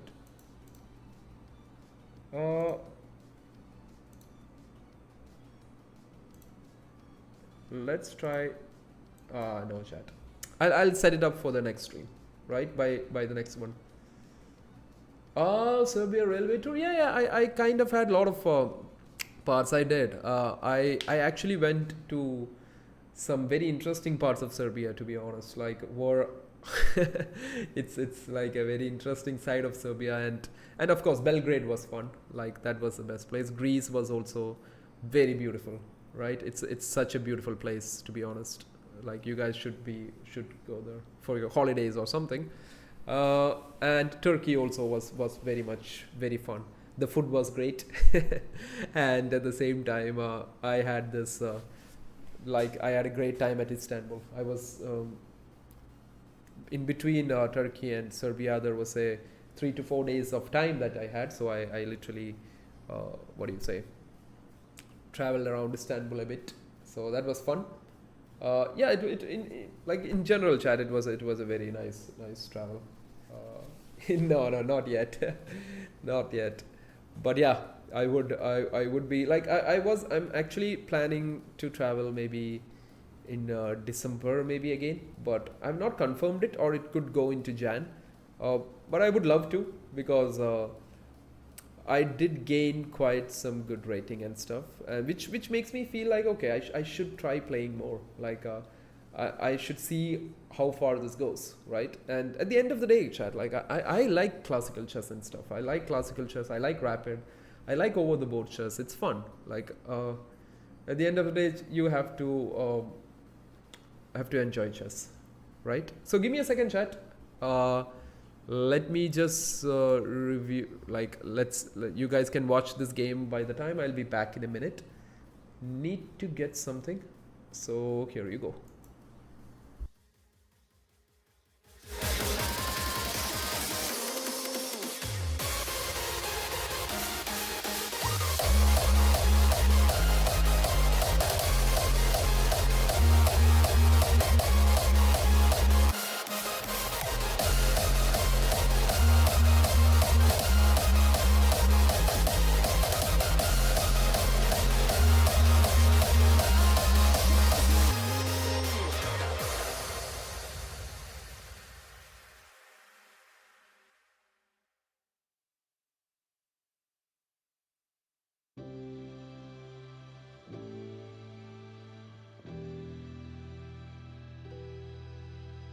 I remember the moment I got left behind.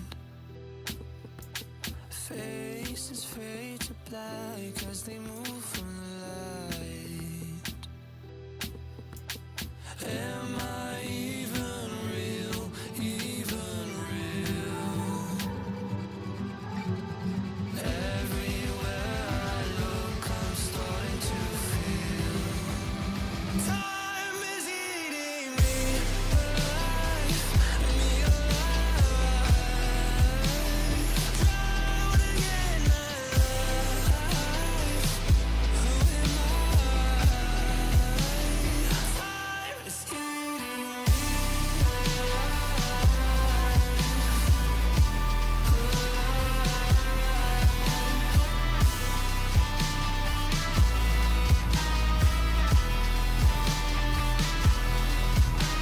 My feet glued to the floor, I'm not moving anywhere. Locked inside of a crowd that couldn't care less. Everything was moving so fast. Everywhere I look, I'm starting to feel time is eating me alive, me alive. Drowning in my life. Who am I? Time is eating me.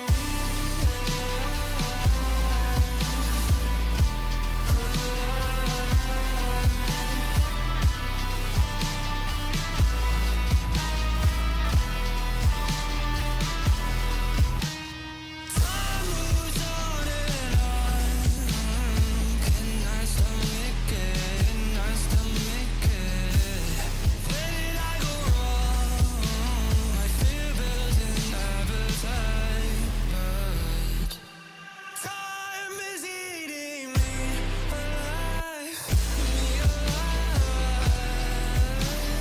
Drowning in my life. Who am I? Time is eating me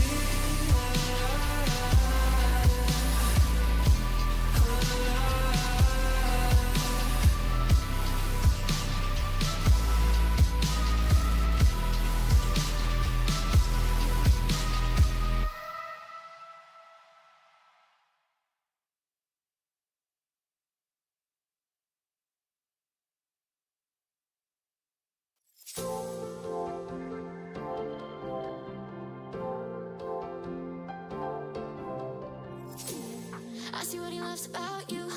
You're so perfect. Hope you know that you got everything. I messed up and I'm haunted. And if I'm being honest, I see what he loves about you. You're so perfect. Hope you know that you got everything. I messed up and I'm haunted. And if I'm being honest, messed up and I'm haunted. I'm jealous.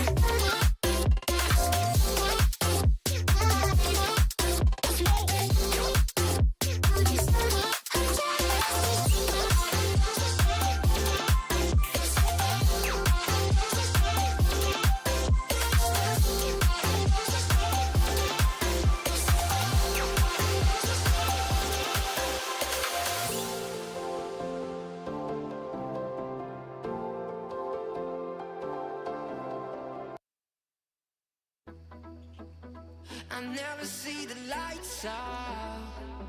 They get me overdrive. Fancy on a fast car.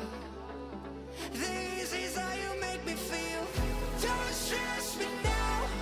I got the overdose. I'm feeling it in my bones. And if you say that I'm lying to you, these habits are killing me. I wish I could fall asleep. The problem is you.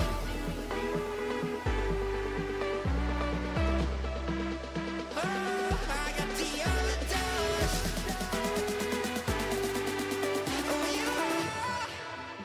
you are my overdose.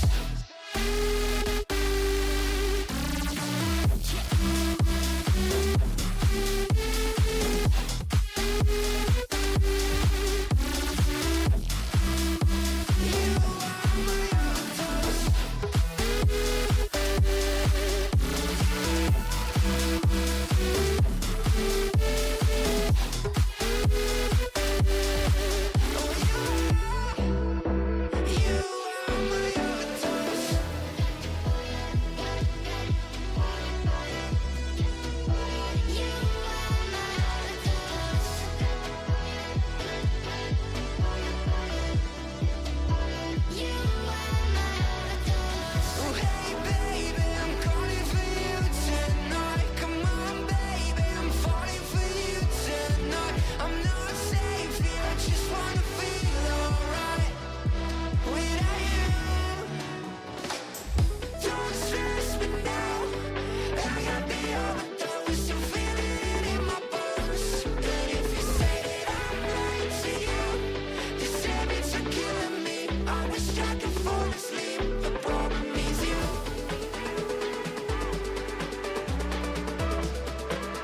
Oh, I got the overdose. Oh, you are my overdose. You are my overdose.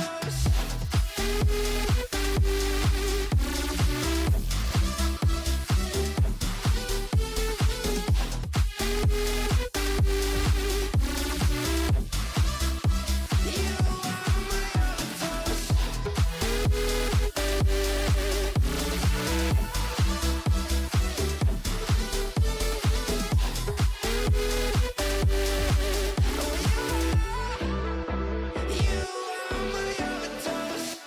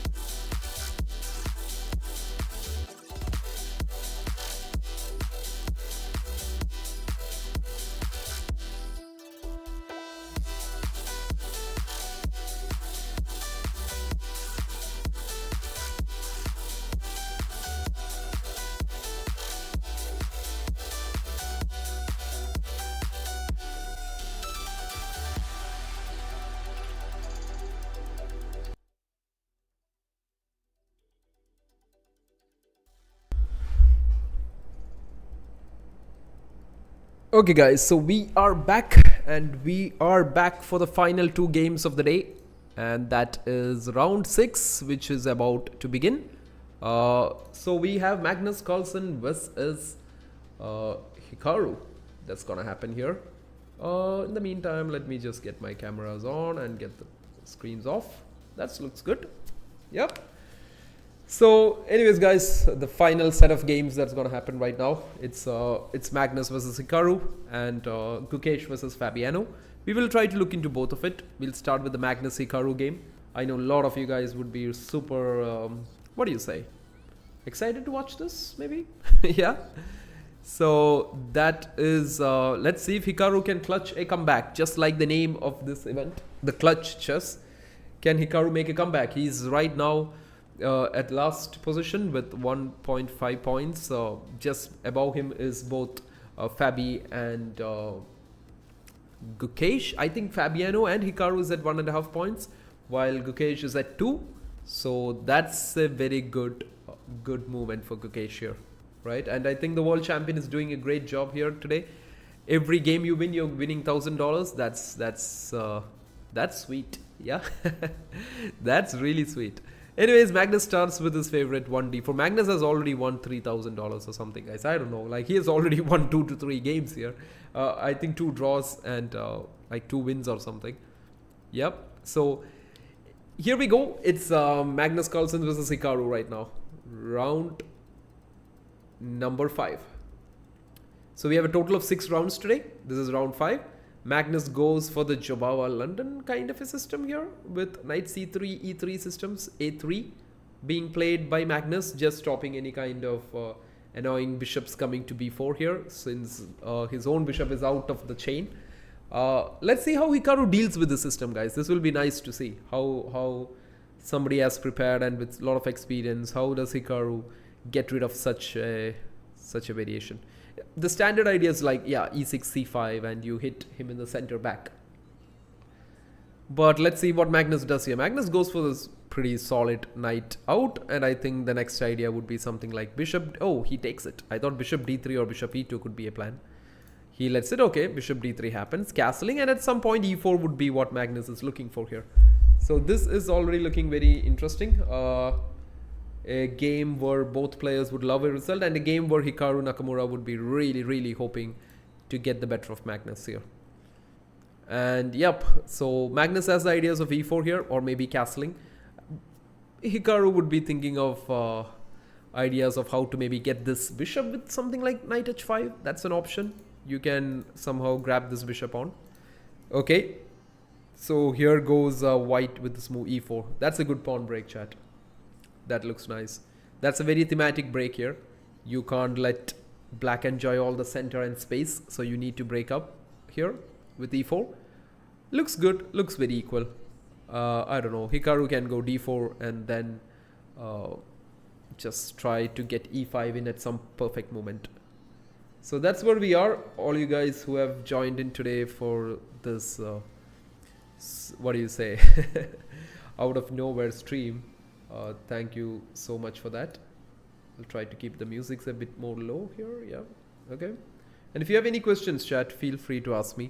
Magnus just castle, like, which tournament is this? Where is this happening? What the hell is this? Right? What game is this? Any such questions are open and you guys can ask me. So b5 being played. Hikaru doing it the Hikaru way. I think he's planning to get the bishop into this diagonal, improve his bishop, and then get more pieces into the game. So that's definitely what he's looking for. Because since unless he's not getting, if he's not getting the e5 move, chat, then that means his bishop is not able to activate through this diagonal. So that means you have to get the piece out, right? You can't ask him to sit inside. It's like asking a player in your team not to play. We don't do that, do we? So we put the bishop here. The bishop's gonna go here. I think the rook's gonna go to c8. This is all gonna be the standard stuff that's gonna follow up. So that has to be the plan that's coming up here. So this is round number 5 of the clutch chess, which is happening in the US, United States. The 4 players who are playing against each other here is Magnus Carlsen, the world number 1, Hikaru Nakamura, the world number 2, Fabiano, world number 3, and the new US champion. And along with that, we also have the world champion, Gukesh. Right? So that is the lineup that you have here. And Hikaru, I think Magnus is taking his time because he just wants to be solid here right now. Because at the moment he has got a good lead from the rest of them on day 1. He would love to finish day 1 on a good note because he's on 3/4 at the moment. There's 2 more rounds, this one and the next one, 5 and 6. So Magnus would definitely be super happy to finish the day with maybe 4 or anything close to that. Anything on 4 points or above would be nice finish for him. And taking that lead on this day would help him get a much better drift, a smooth drift as we go to game like the day 2 and 3. So this is a total of 3 days. I think that means if the math is not really bad, it should be a total of 18 games. That's what I feel. So yeah, Magnus goes e5, right? He's gaining a bit of space. But now I think Hikaru would definitely go knight d7. This is a very typical French kind of a position. where the knight's gonna go to d7, both of them putting pressure here. The queen could put pressure at some point. g4, g5. g5, g4 was an idea if the king had not castled. But since the king has castled, I don't think Hikaru would... I mean, Magnus would dare to do that. I mean, Hikaru would dare to play g5. So knight d7, definitely f6 is a plan. Like f6 is a structural break that you can do, activating this rook. A very typical French kind of position right now. I think it started off from a Javawa London kind of scenario, but okay, scary stuff, right? I'm gonna sack. Magnus is like very straightforward, Hikaru. I'm just gonna put my queen to d2. I'm just gonna sack on h6. You take me, I take you. I'm gonna checkmate you on h7. And if you try something to stop that, I'm gonna go knight g5, and again I'm gonna try to checkmate you on h7. Oh, sorry, chat. I thought like I had put my mic off, but I hope the audio and everything is clear because I took a small break in between. f6 is being played. Of course, it's very typical here. If you take, they take back with the knight. The knight comes back into the game, and black will try to break e5. So we are in the French zone right now. This is the French zone at the moment. Of course, it has created some weakness around the king also. These light squares look pretty weak. Magnus will give you a good masterclass on that, for sure. So if you guys have any questions, if you have anything, I know you're just happily watching the game, but in case you have any questions, you can always ask me. So that's where we are at the moment. E takes f6. So Hikaru is just taking his time. He's just thinking whether I should take with the rook or whether I should take with the knight. That is the question. Because of course that's a good question, because if you take with the rook, then there is also chances that you can create this move e5. And e5 is a good move if you can create it, right? That would be nice if you can hit these guys away. And if your pawns get rolling down here, I think black would be clearly better. Oh, the queen comes in. Yeah, of course. Why did we not think of the queen coming in? e5 is still a thing, chat, but not at the moment because d5 will be hanging. So that's what white will try not to let black play. He will try his best not to let black play this e5 move, because that frees the position up for black, gains more space in the center. The pawns are just coming up the board, and this is not looking good for Magnus if that happens. Okay, so let's see where what Hikaru might come up here with. Is he planning to bring the bishop out this way? No, he goes knight e5, which is looking pretty good. He wants to trade a piece of knight here, and after all the trades, he might again be trying for the move e5. So there's a capture on e5. Knight takes on e5. If the bishop takes, the queen takes, and black is left with the double beasts, they call it, the double bishop, which is always considered an advantage when the position is an open board position. So he goes rook e1, he's attacking the knight here. I think I would just drop the knight back, right? Knight g6 or something like knight g6, or even knight c4, chat. This looks nice, hitting the queen, hitting this, because if you take me, okay, okay, he didn't. But knight c4 was interesting, chat. If he had taken me, I would have seen something like this, you know. So he takes this very strong bishop that Magnus had on d3. So Hikaru doing the Hikaru kind of stuff. Can he make this comeback? Can he take down the man of the moment, Magnus Carlsen, who's leading this whole thing? So let's see if that can actually happen here today. So knight takes d3, Magnus thinking whether to take it with the pawn, which is actually a good choice to think about. I'm not saying he should play it. You see that? Because if he can manage to get this pawn to d4, chat, then actually e5 is a very weak point here in this game, right? So, and he can also maybe make use of the c file at some point. That's also an idea. Maybe knight e2 is an idea, trying to get d4 in. I don't know. I feel that looks good. It definitely looks good for Magnus here.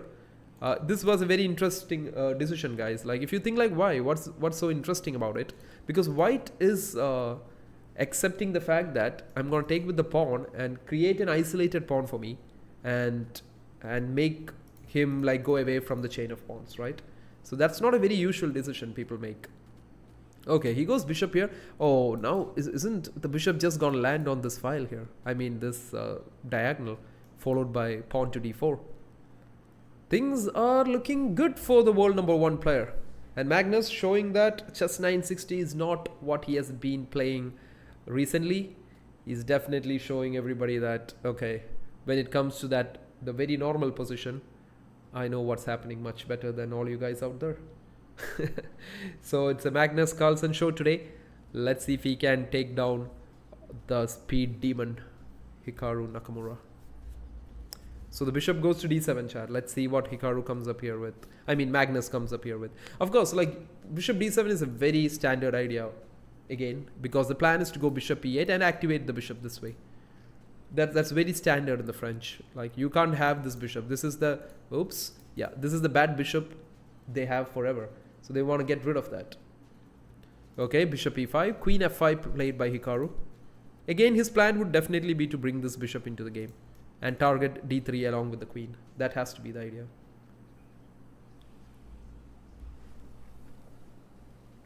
Oh, long day, guys. So, if you have any questions, chat, feel free to ask me, okay? Because here we are just having fun watching these games, understanding what is happening, and then letting, like, of course, you should ask me anything, right? But anyways, guys, all you guys who have joined in today also, thank you so much for coming up. It's been some time, so it's great to have the stream. Okay, rook e3 by Magnus. That's a good piece, chat. Like, look at this now. This rook is planning to come all over here. If you think, why can't they play bishop to g5, which looks so natural? There's two things. If white wants, he can play f4. But I think even more dangerous, maybe rook g3, sacrificing the queen.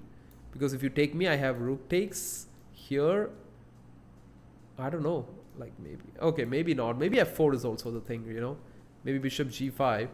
I think f4. Yeah, I think f4 has to be the thing. I was just thinking about this idea, chat. And boom, the computer's like, don't even think about it. Sack, and I was just thinking, can I play this? But the problem is, when he goes here, we don't have any more discovered attacks or double checks or anything. Because wherever you discover attack it, the problem is he's not going to move this. He's going to give back the queen.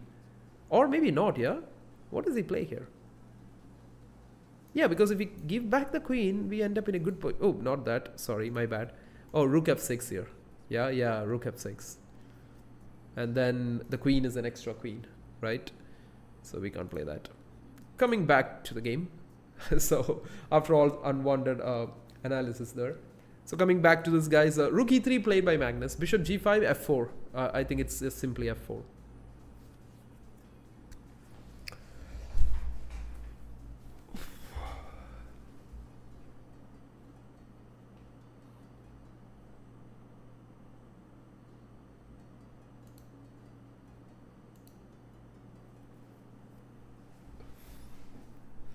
Okay, chat, so that's where we are. Rook e3. Hikaru's like burning a lot of time, along with Magnus also. Okay, sorry guys, some moves have been played. Bishop g5, f4, bishop e7.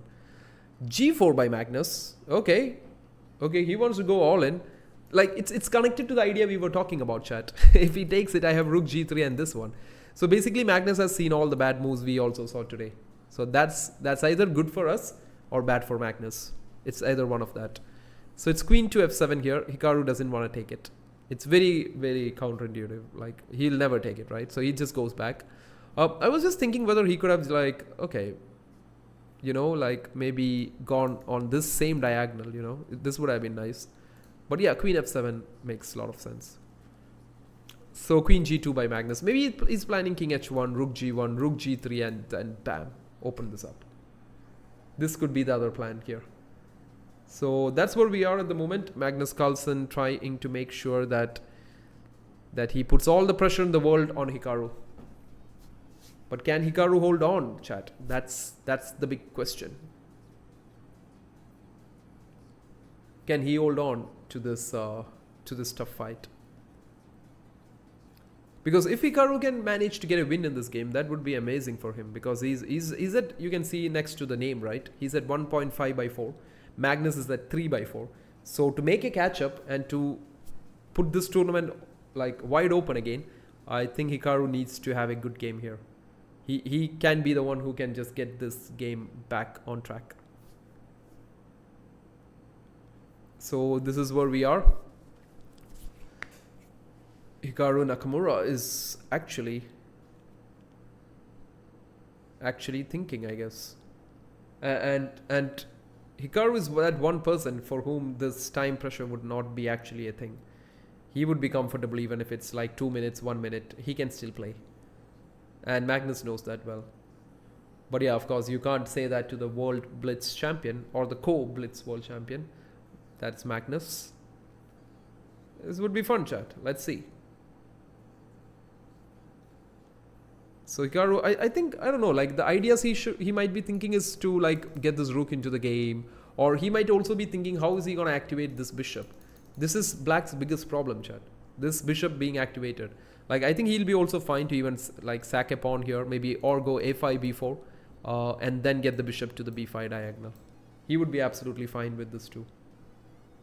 I don't know what you guys think, but do let me know, because it's very like obvious that this bishop is what's not working well for black, and that's the piece he would love to bring into the game and make things happen. So there you go, bishop queen on g2, pawn's looking fine.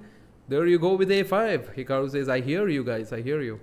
I hear what you're saying, right? So a5 is coming up and he's gonna go with b4.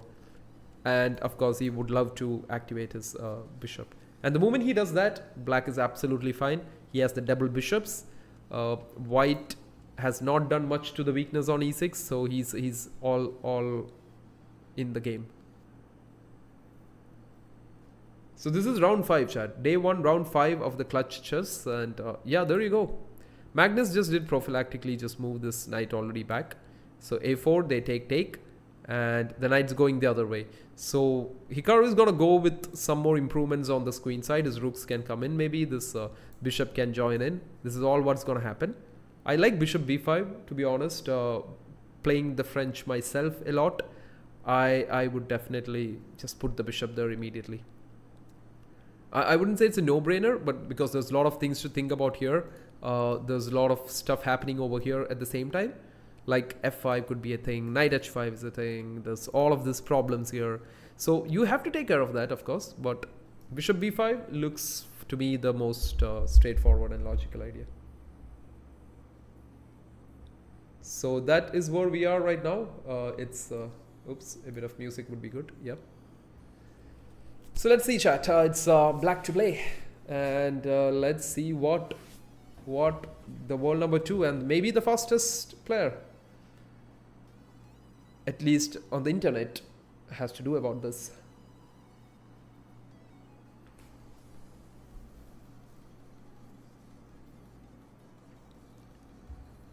So Hikaru is really burning up his time. He's down to the last 2 minutes and Magnus is down to 4 minutes plus here. Magnus has got his time. He's comfortably going through it. Bishop to f6 by Hikaru. That is an interesting idea, but I don't know. Like maybe, okay, of course, he felt that his bishop is not as good as this bishop and he wants to trade off that bishops, right? Like, of course, it makes sense.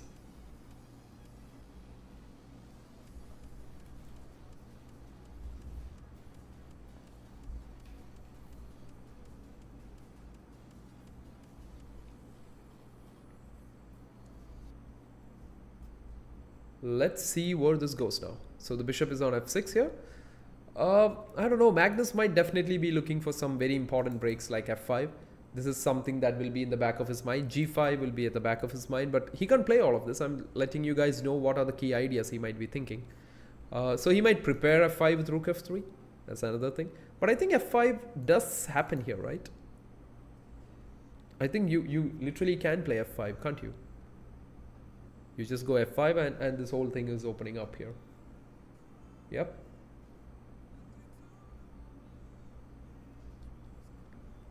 It opens up this f5. Oh, he goes g5.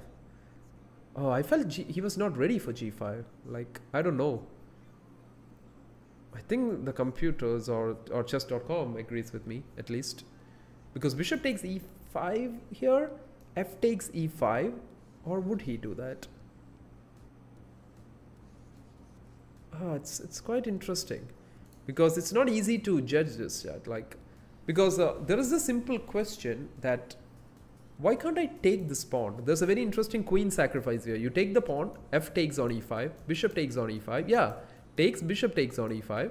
And actually, if you take my rook on queen on f7, I have bishop e3 with a check, and then I'll pick your next rook. So literally, Hikaru will be up like 2 rooks for the queen, and that would be devastating for Magnus in this position, because his king is weak. This rook will join in here, and I think Magnus is going down there. So Hikaru has got his chance, chat. This is the chance. This is Hikaru's chance to take down Magnus and put this tournament wide open.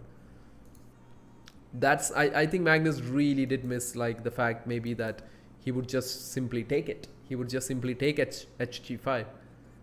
A bit of rustiness showing up on Magnus there after having a great start. Like if this game goes down, that's not the end of a day that Magnus would like to have, because we are on to the last few rounds today. This is round 5 and we'll have one more round after this and we are done for the day. Round 6, and both of them are going pretty low on time, chat. Magnus is down to 2 minutes. Hikaru is also down to 2 minutes. It's all about a scramble right now. Who has the better nerves? Who can see stuff faster? That's all that bothers right now. So takes, bishop takes, I don't know, like rook move out of the way maybe? Don't take the queen. If you take the queen, it's lost. It's immediately lost. So take, you take the queen, bishop e3 check, king has to go somewhere. Okay, Magnus takes that.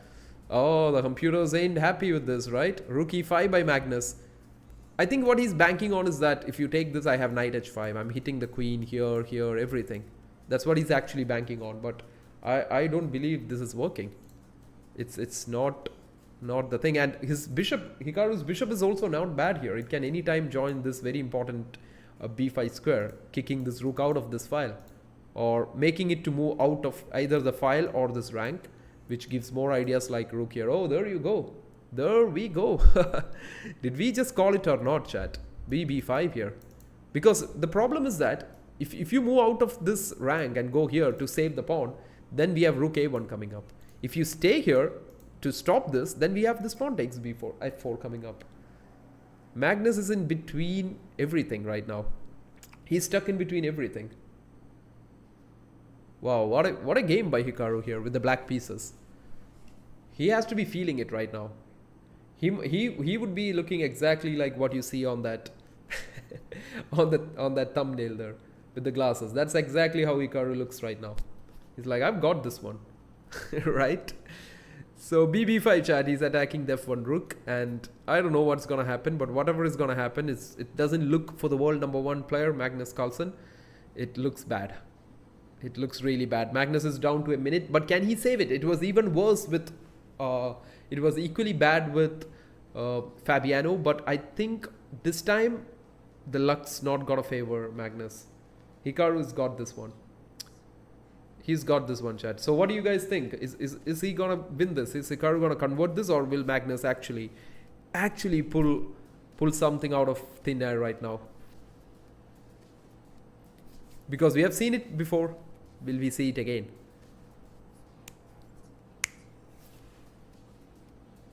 So the rook's on d1 now. Hikaru is just thinking how to take this pawn. That's all.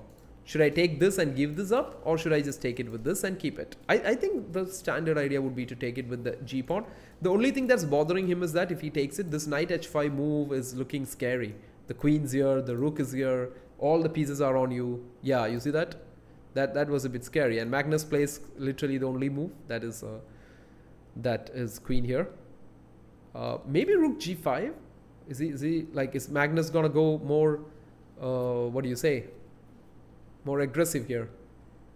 But I think Hikaru always have rook f7 and rook a7 that can easily stop this whole plan. So things are going good for, what do you say? Recently people have been calling him the, what was that? The Louisiana state champion? Louisiana state champion? What was that? But the state champ is doing good. He's doing very good, right? So don't underestimate the speed demon, Hikaru Nakamura. He can pull you down any day. And Hikaru is doing a great job pulling down the leader of this tournament at the moment, Magnus, who's been leading with 3/4. And Magnus can't even find a move here, chat. Like, it's going bad for him. He's down to 22 seconds. Hikaru is also down to 40 seconds. Can he make a slip here? Magnus is known for finding things out of nowhere in these kind of positions. I think Hikaru does have to activate this rook somehow. Either it has to go here, help this pawn, go to the open file, or go to the 7th rank. Basically the 2nd rank. Okay, he wants to kick the knight away. Makes a lot of sense. A very active knight. Would the knight take the pawn? That's a big question to be asked. No, because there was too many defenders to the pawn. He goes king h1. Pretty nasty plan by Magnus again. He wants to go here. Oh, that is just done and dusted, guys. Look at that bishop now. That looks like the final nail in the coffin. Oh, that bishop rerouted to e4 is like mad. There you go. There you go. Magnus Carlsen said, okay, I've had it. I've had it. Magnus has just thrown the towel. Because it's just over, chat. Like, it's just literally over. I think there's a lot of ways you can play here. Bishop f5 can be played. Rook can come in. I don't know. This is or even bishop e4 can happen at some point or the other. This is literally all black in this position. Magnus has just resigned in this position. That is Hikaru Nakamura for you. Okay, coming back to Gukesh. Okay, the world champion. Looks good, you know, like he's down a piece. Okay, why am I saying he looks good when he's down a piece? Because he has got a ton of pawns for it. He has got a ton of pawns for it, chat. That's why we think he's doing good. Okay, Fabi picks up one more. Can he push the pawn again? But rook b4 stops it, right? What after rook b4 though, chat? Oh, there's a very nice move. Rook d4. Yeah, there you go. There you go. The double exclamation is on the board. If you take it, the pawn queens. So you literally have to take this and give up the knight. And Gukesh has a better endgame, chat. Oh, Fabi is not going to be happy with that. He's down to 7 seconds, chat. Oh, the position is going bad. Gukesh is going to pocket again $1,000 after this game. That's what I read, okay? Every win you get $1,000 on day 1. Day 2, $2,000. Day 3, $3,000 for every win. Now that's a lot of money. That's a lot of money for the world champion today. He's already won few games here. I think he's coming for more. He's coming for blood, Fabi. And it's super nice to see Gukesh play some great chess when it comes to Rapid and Blitz. He has been his skills in Rapid and Blitz have always been questioned, and I'm very happy to see him do great in it, like showing the world that he can literally do very well. There you go, Gukesh stopping this g4 idea. Rook comes in, Fabi trying to kick the king away. No, Gukesh says no. You don't kick my king away. I stop you. Rook d5 again, maybe trying to go somewhere here, which is not possible because the rook is there. And Gukesh can simply improve slowly here. Like, I don't know. He has to get an entry for the king. He has to get his king an entry. Maybe g5 is a thing. g5 takes, g4, and then get your king into the game. He might be planning rook d5 followed by a5 here. He's maybe planning a5, a4. And then rook b5, rook b3. Okay, so Fabi doesn't want that to happen. He plays this, a5 happens. Why can't he play rook? Okay, that doesn't happen because of this check. Maybe a waiting move, chat. Sorry. Maybe a waiting move with rook c5. Fabi goes rook d3. Fabi's like, okay, I'm happy with the draw, Gukesh. But I think Gukesh has to go g5 at some point. Yeah, there you go. Takes now. And then g4. Kick the king away and enter with your king. That could be his plan. Takes. Yep. g4 coming soon, maybe. Or can Fabi actually play g4 here, chat? Is this a thing? Yeah, that looks good, right? Can he sack the pawn, double his pawn, Gukesh pawn, and go to g3? Ah, that looks like a try. That looks like the best try here. Ah, okay. Fabi wants to go all the way up and try to attack from behind. But that doesn't look good, chat. Rook c3 is an option. G4 is an option. Yep. Now rook c3. There you go. Maybe rook a3 here. Or maybe give a check first. Yeah, give a check. Push the king back to g2 and then rook a3. Because the idea is then again, like, yeah, there you go. Rook a3. And you're threatening this now. You're threatening this. Your king will walk up. Now check and the king walks up again. If Fabi takes the pawn, if you guys are thinking, wow, Fabi gets a pawn back. He actually doesn't. Because if he does, check, king moves and king comes to f3. And Gukesh will pick this pawn up. And this advanced king and pawn will decide this game for him. And that's where we are. Rook a2 check. The king has to go back or he has to go down here. And wherever he goes, king to h1, king to f1. I don't know. Yeah, he goes king to g1. Gukesh is just going to enter with this move, I guess. Or is it bad? No. Yeah, he gives up another pawn. This is the difference, guys. There's a mate coming up here. So I think check. Isn't that game over, chat? Yeah, it's game over. Check, takes, king h2 is game over. Gukesh wins. Takes, king h2. Yep, there you go. It comes with a check. Unfortunately for Fabiano, it comes with a check. And it's all over. The world champion is in some tremendous form here. Is very good. Like Gukesh is at 3 points. Fabiano is facing all the heat now. He's at 1.5. Hikaru has fought back, and Gukesh is actually in the lead right now. He's in the lead with Magnus at the moment. Gukesh on 3, Magnus is at 3, Hikaru is at 2.5. This tournament is all wide open going into the last round for the day. Let's see when does that start. It will start any moment here, guys. This is the last round. I hope you're having fun watching this. Last and final game for the day. And we will also be done. Right? And if you guys have any questions for me in the meantime, do feel free to ask me. Okay, there you go. Hikaru Magnus has started. Gukesh, they might have gone to have some water, maybe. I don't know. But yeah, there you go. Hikaru goes for the Rail Opus. The ever so popular Rail Opus. Okay. Knight f6, castling. So what will Magnus play here? The Berlin. Is the Berlin coming out? There you go. Takes. Okay, he take. Oh, are we going into a very drawish scenario here? Knight d4, takes. d5. Okay. En passant. Maybe Magnus, after that lost chat, just wants to end the day with a draw. He would be, okay, don't tell me this is a draw. Oh, don't tell me this is a draw. That's it. Okay. Magnus and Hikaru says that's the end of the day for them. Okay. Okay, it's been a long day maybe. Magnus says, I just want to go home now. And that guys actually gives like Gukesh a good day.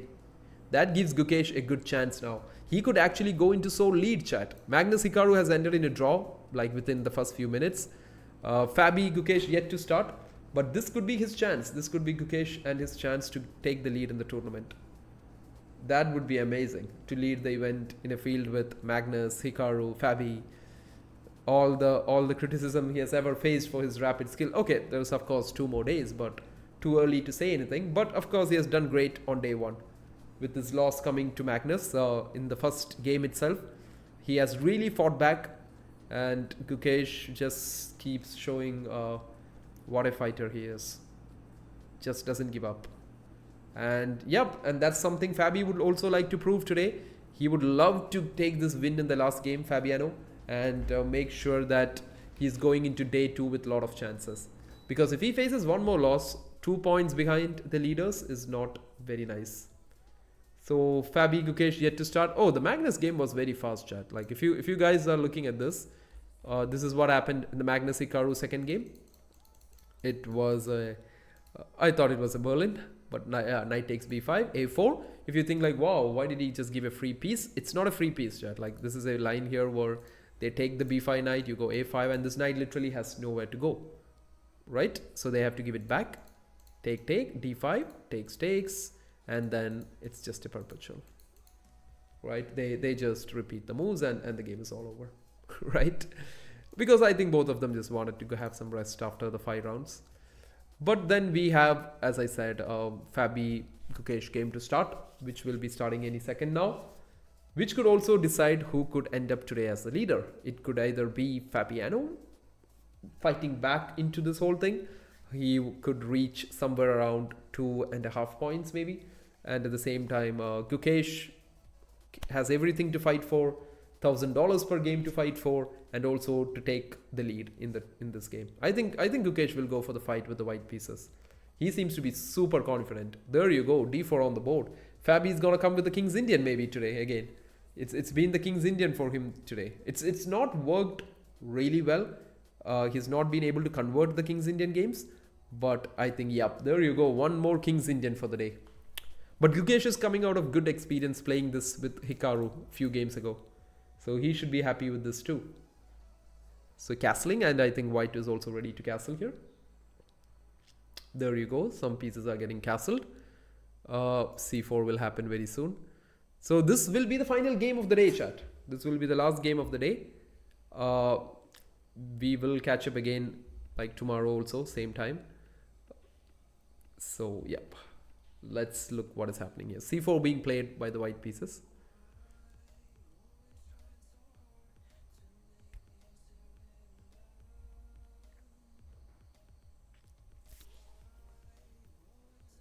So if you guys have any questions like what tournament, what is this, what event is this, and anything, do drop in a comment, and I'll definitely love to let you know that. So c6 being played by Fabi here. So he's sticking on to his King's Indian uh, expertise here. He wants to just stick in with his King's Indian ideas here for today. So today has been a King's Indian day for Fabi, but I think he will definitely rethink about it, because he's not converted the King's Indian games. Lost to Hikaru with the King's Indian, drew with Magnus, but he had a good game against Magnus, even though it ended in a draw. So Fabi goes knight, bishop f5, knight e1 by Gukesh. Maybe he's planning e4 here, or d5 can also be played. It's his choice. He can do that. d5 played here. Looks good. Takes. Makes sense. Yep, looking good.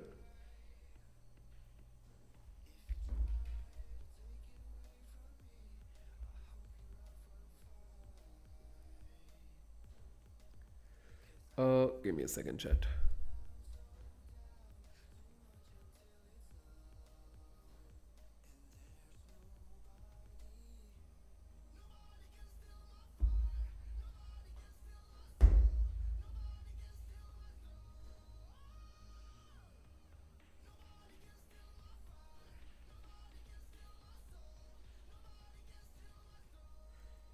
A5, okay.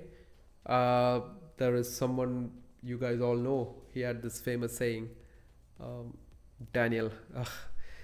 Daniel used to have this famous saying that when you're playing the King's Indian, if your pawn is not on A5 and your knight is not on C5, then there is something wrong. So, yep. Such a great person he was. So, knight goes to A6, and he was also a great expert of the King's Indian. But yeah, anyways, knight to A6. Let's see what Gukesh does here, and let's see how Fabi actually makes this work.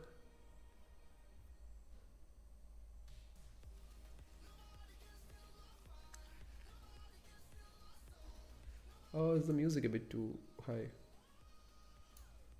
I think this is better.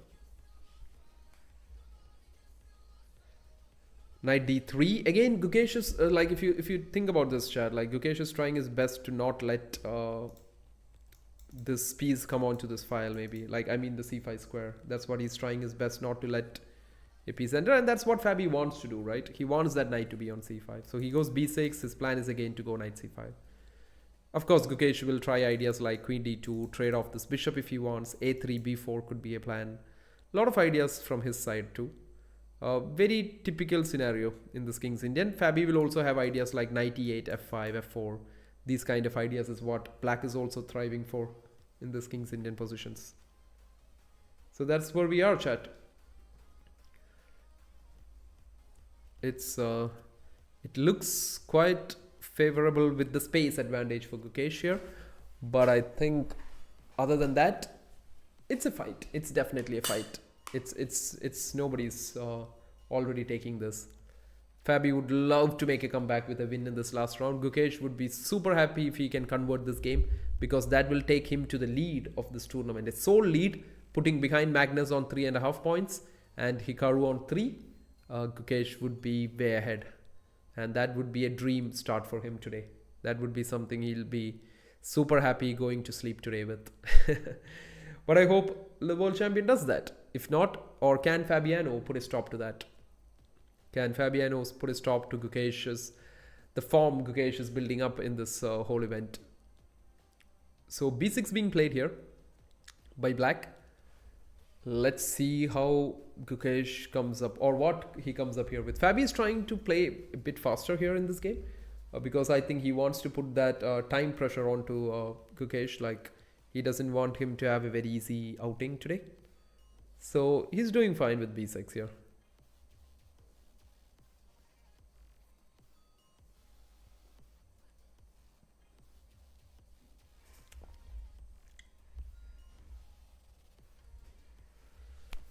So it's white to play. Let's see what happens going ahead in this one.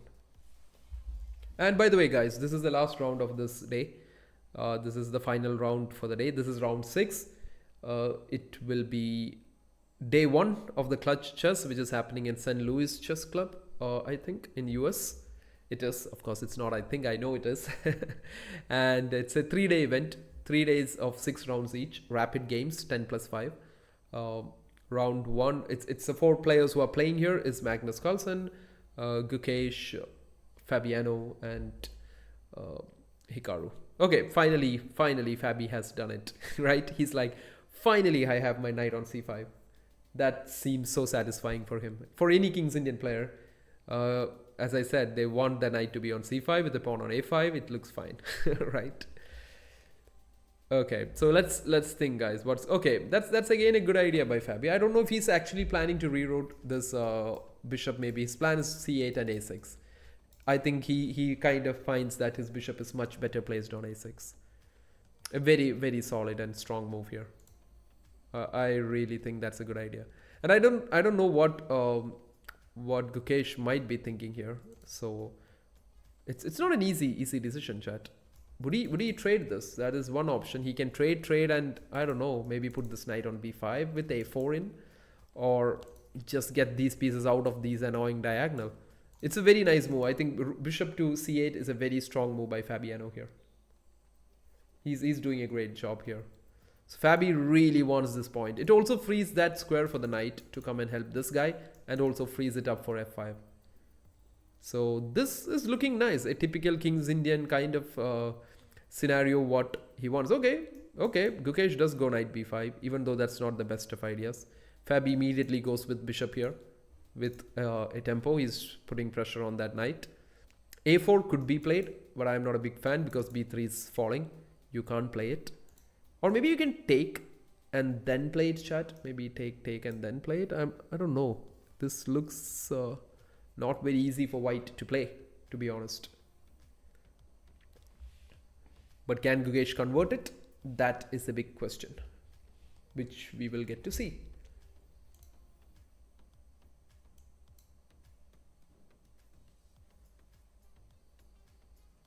Okay.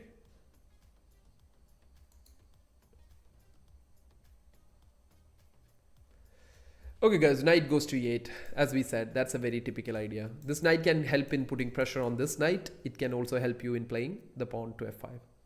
These are two options that is pretty much available for black to play. Looks good for black. I to be honest, I would prefer black here. I'm not saying white has a bad position or something, but it's much more easier for black to play. That's all. Because it's very typical, these kind of positions, and it looks nice how he can take this forward. And if any of you guys who are watching have any questions, do let me know, because that makes it more fun to keep it going. But don't worry, otherwise I'll still keep talking. That's not a problem. But anyways, chat. So knight c7 is an idea here. f5 is an idea.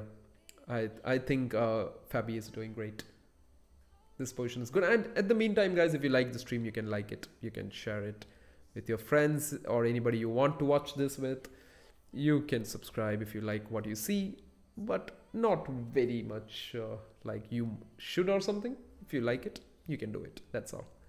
But coming back to this chat, like this is where we are at the moment. It's Gukesh versus Fabiano. Last game of the day. After this, we are done. That makes it interesting, right? So it's knight e8 by Fabi, and Gukesh is spending a lot of time here, chat. If you look at this, that's the thing about the King's Indian, right? Once you know the ideas in the King's Indian and you know how to put your pieces where they need to go, it's an easy game for you. And you can already see that Gukesh is struggling with the time. He's down to 3 minutes, less than 3 minutes. Fabi has 9 minutes plus. So that is like if close to 6-minute advantage, right? And that's a big advantage for Fabiano. That could actually decide this game too, to be honest. Like I feel Gukesh has just burned a bit too much of his time, which is not going to help him in the long run. This is not looking good for Gukesh, because knight c7 is a thing here. f5 is a thing that could happen. I don't know, like not looking good. This knight on b5 is under a lot of pressure too. I didn't actually think Gukesh would have played a4. So the thing is with a4 is that now b3 is also weak. He would love to get this knight maybe back to c4, but with this and like really annoying amount of pin he has, there's an idea of rook b8, knight c7, Lot more pressure on this knight, and I don't know. Oh, really? Yeah, this one's a very interesting event going on at St. Louis in the US. It's literally Gukesh, Fabiano, Magnus, and Hikaru playing it. So yeah, the bishop, okay, Gukesh just drops back the bishop. So that's actually a good, like, I see the plan maybe. Because he just wants to maybe stop knight c7. Because bishop takes a5 can be a good idea then. Isn't it, chat? But I think Fabi might just go for f5. f5 is so straightforward for him to play. I think I don't think he's gonna spend too much time on this. And he shouldn't. I think he should put the pressure. Hey Das, how are you? Okay guys, don't bother me stretching a bit. It's been 2 to 3 hours at the moment. So I'm just trying to get some stretch, yeah. So anyways, this is the final game. Oh, Fabi goes to go for a good queen b6. So that now he can play knight c7, chat. You see that? That's the difference. Bishop f1 by Gukesh, only move. That's why it's shown as a great move. F5, that's definitely gonna happen. It's a King's Indian player's dream to go all in like this. Now Fabi's having a great position. He's able to put pressure on the queen side. He's the one putting pressure. After f5, it would be him the pressure. Like it's gonna be the one putting pressure on the king side. So literally dream position for Fabi here. So hey guys, I hope you're having fun in the stream. So f5, I think we'll get to see that. Fabiano has still 8 minutes on the clock, guys. That's insane. While Gukesh is down to 3 minutes. That is not easy to play now. Right? Okay, of course, they have 5 seconds increment for every move they make. But not the easiest, if you ask me. But yeah, that's where we are. Let's see if the current and the latest US champion, Fabi, can just take down the world champion. That would be something quite interesting. Oh, cool. I'm glad that you guys like it. Okay, cool. Coming back to this chat. I think it's great, right? Like, even if you look at this position, the only, like, white has no targets. Like, literally no targets here. The only target is that this knight is looking at d6 pawn. But that's a pawn you can't even touch at the moment. It's so well protected. This knight is a mess at the moment. This pin has become like Fabi had created a great plan of bringing this bishop back this way. And f5 is going to happen very soon. And that's going to put him in more pressure. But I wonder why Fabi is really putting on his time here. Like, I really wonder. Because I think he should have just saved a lot of time here and just gone for f5 again. Of course, it's not that we are questioning why is he taking time, but just I really wonder why is he taking time. Because f5 is like the move to go for in these King's Indian structures. I think he will for sure, but he has spent quite some time here. And he's helping Gukesh with that. He's closing in the gap. There's a huge gap between both of them. And now it's slowly closing up, but still the time is double. Like Fabi still has double the time here. Okay, how the fishy thinks it's a draw where Fabi has the upper hand. Okay, who's the fishy here though? is the fishy? You mean like this, yeah? No, it's like 0.4 is definitely a good advantage. Like when you're playing the black pieces, I think 0.4, yeah, 0.4 has to be a good advantage for Fabi, right? Yeah. But you can't take Stockfish or any engines for these positions. Engines could still know how to deal with this. But playing from the white side, guys, this is so annoying to play. Okay, Fabi goes for h5. Okay, that's understandable. Maybe h4 is a plan that he wants to play. f5 is another idea he would love to do. I think Fabiano is doing great here.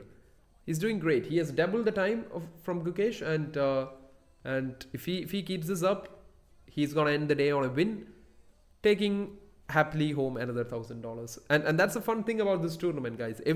For every win you get $1,000. That's a lot of money. Yeah, $1 grand for every win. That's how you would love to play chess, right? You play chess with people, you win, you're getting $1,000. Yeah, that's the way to go, isn't it? Magnus has taken quite a few $1,000 today. Gukesh himself has got like 3 wins on the day, right?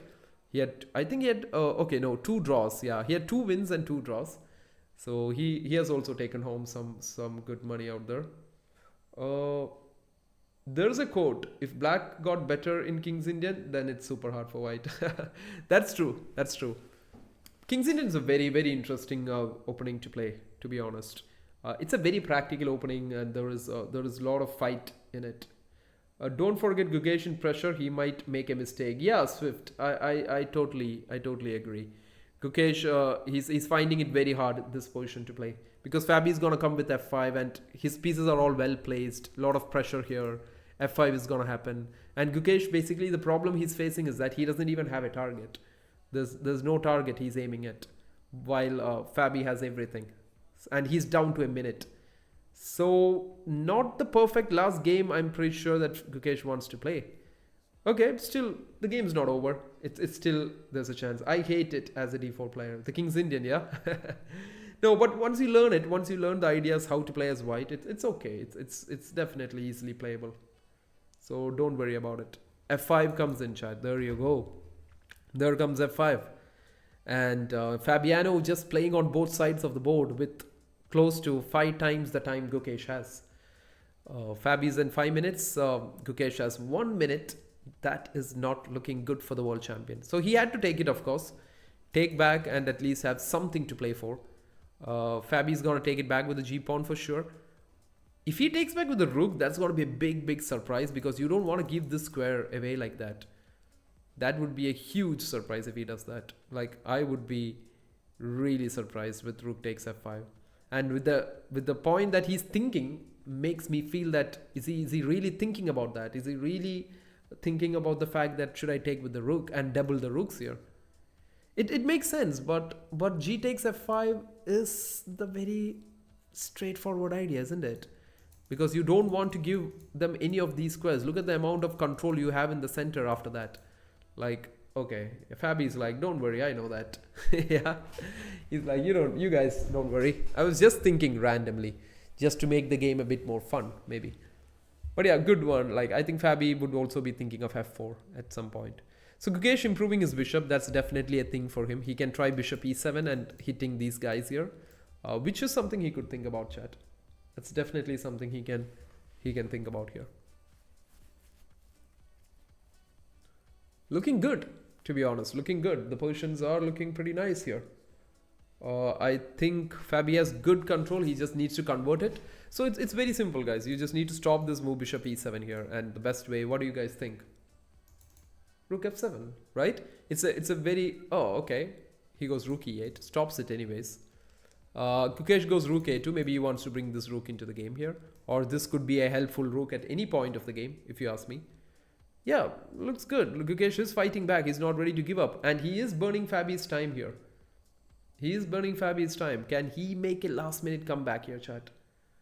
Can he actually do a comeback here? Okay, Fabi goes f4 and whoa, that's a mistake because of the e4 square, right? I think this is the reason, like the e4 square over here. So Gukesh takes it, and Fabi opens. This looks like great for Fabi, but I don't know how Gukesh would make a comeback. Maybe queen g2, chat, or queen c2 and go to g6. Queen c4 by Gukesh. Oh, if Gukesh makes a comeback in this game, he ties it equal. Wow. Whoa. Isn't d5 hanging? Yeah, that's why he went here. But I think queen c2 also made sense. d5 is not hanging, guys. In a lot of positions, you can just give it up and then use that to pin it out. There's a lot of tactics that can happen if you take d5. You will walk into a lot of pins. So I think that's the idea of maybe queen c2. If you take d5, you had bishop c4, more initiative, followed by queen g6. And that's looking really crazy. And maybe, okay, that's why Fabi didn't want to give it up. So he goes here. Let's see what's happening. Looks like black has all the play here. Even though it's like the computers might think this is equal. Don't trust that, chat. Don't trust that. This is definitely not equal.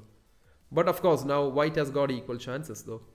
Maybe rook e3 is something he might think at some point. This looks like a very logically good move.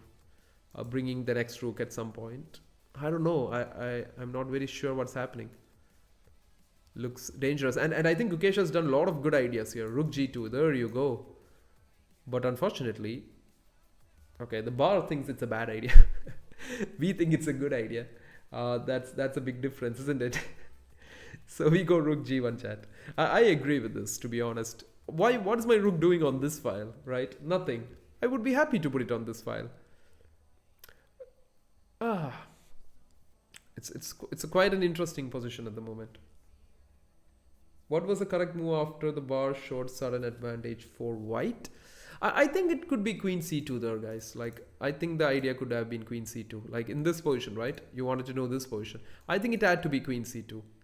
Yeah, like queen c2. But it's light advantage at the end of the day. If you even take this, you know, like, I don't know. Let's get back to the game, though. What just happened? So, queen c4, king h8, rook g2. So, Fabi is actually, okay, Gukesh is spending some of his time here. So, Fabi played rook f5. Fabi is trying his best to give hand to Gukesh $1 more $1,000 here. It's like, Gukesh is like, you take it. And Fabi is like, no, you take it. And Gukesh is again like, no, I don't need that. You take the money, right? And they're actually fighting against each other to give it to each other. Not really. We have the bar. We just have the bar at the moment. So bishop d3, Gukesh improves the bishop to d3 here. Looking good for him, you know, looking super good for Gukesh here. Okay, so bishop to d3. Oh, no. Why is that a blunder? Why is that a blunder? I don't see that, guys. He just picked a free pawn. The computers think it's already game over. Is it... Is it queen takes f4 at some point? Queen takes f4. Okay, Gukesh just played king to h1. Makes a lot of sense. I think that is the idea. Rook g1 is the idea. And then you can just take it. And then your rooks are on this file. Oh, this is a like a crazy flip for Fabi. Fabi had got a great position again out of the King's Indian. But he just couldn't, it's just not converting it today. Right? Unlucky day for Fabi. If he loses this, it's so sad. He's been playing so good chess with the black pieces today against Hikaru. He played it against Magnus and again now Gukesh. But he just is not crossing the line. But let's see if Gukesh can actually cross the line, chat. Let's see what the world champion can do. Can he take down Fabiano today, the last game, and take the sole lead of this tournament on day one? Will Gukesh go on to be the sole leader ahead of Magnus, Carlsen and Hikaru? Yeah, that's the thing. Black has to do something here. If Fabi is not doing anything here, then there's nobody here. It's like the king is playing home alone at the moment. That's not the thing. That's not what you want. Okay, maybe Fabi is thinking of some rook d4 exchange sacrifices and then bishop f3 to do something with the bishop on this diagonal. Rook g1, there he comes with more pieces, guys. Like Gukesh is gonna go all in. This is looking dangerous for Fabi. He just trades it. Gukesh down to 6 seconds, chat. Oh, rook f6 is... What the hell is that? Is that mate if you take it? Oh, you take it queen f4. Oh, good lord. Oh my god. That's not the way you want to get checkmated today. Yeah. Home alone happened for Fabi. His whole pieces was here and the king just became home alone here on h8. That is sad. What a move. What a move. You take it and then queen f4. Boom. How do you stop the checkmate? Look at that. The king got invaded while the others were on a trip somewhere on the other island or somewhere. I don't know. But that's it. That was good. Wow. That was amazing. Right?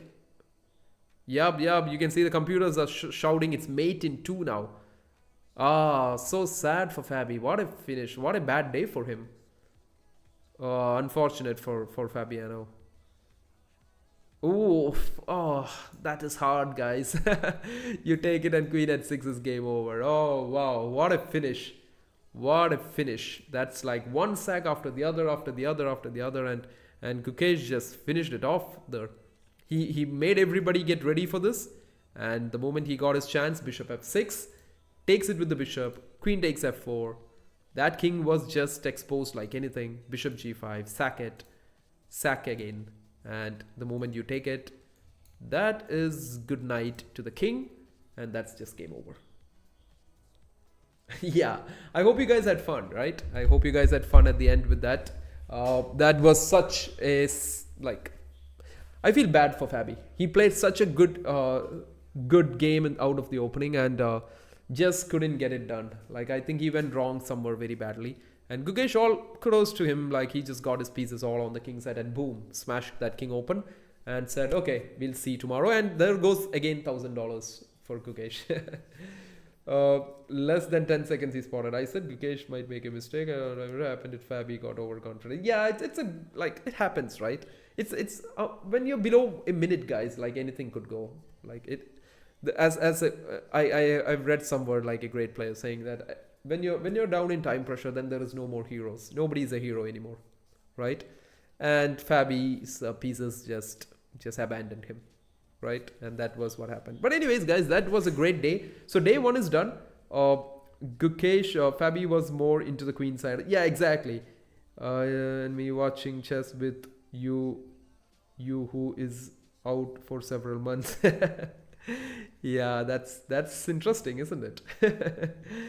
So anyways, guys, all you guys who've joined in today, I know there wasn't much of us today, but it was fun. At the end of the day, it was really fun.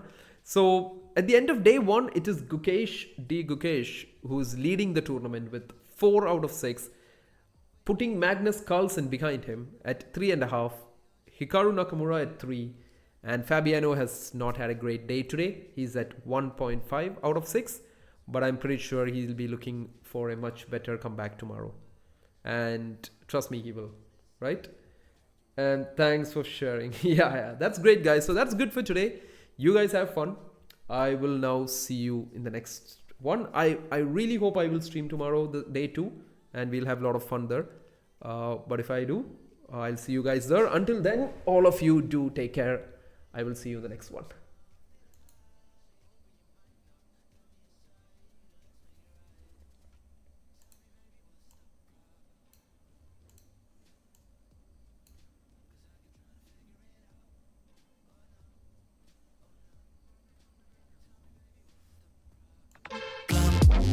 I'm only picking up what you're putting down.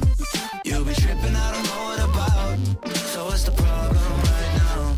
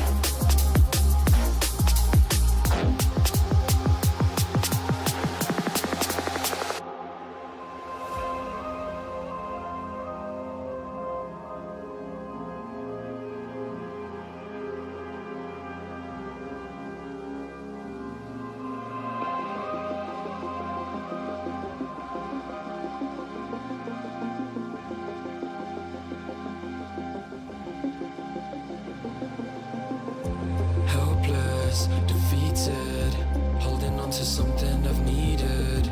I'm looking for a reason, finding out you're wanting that demon.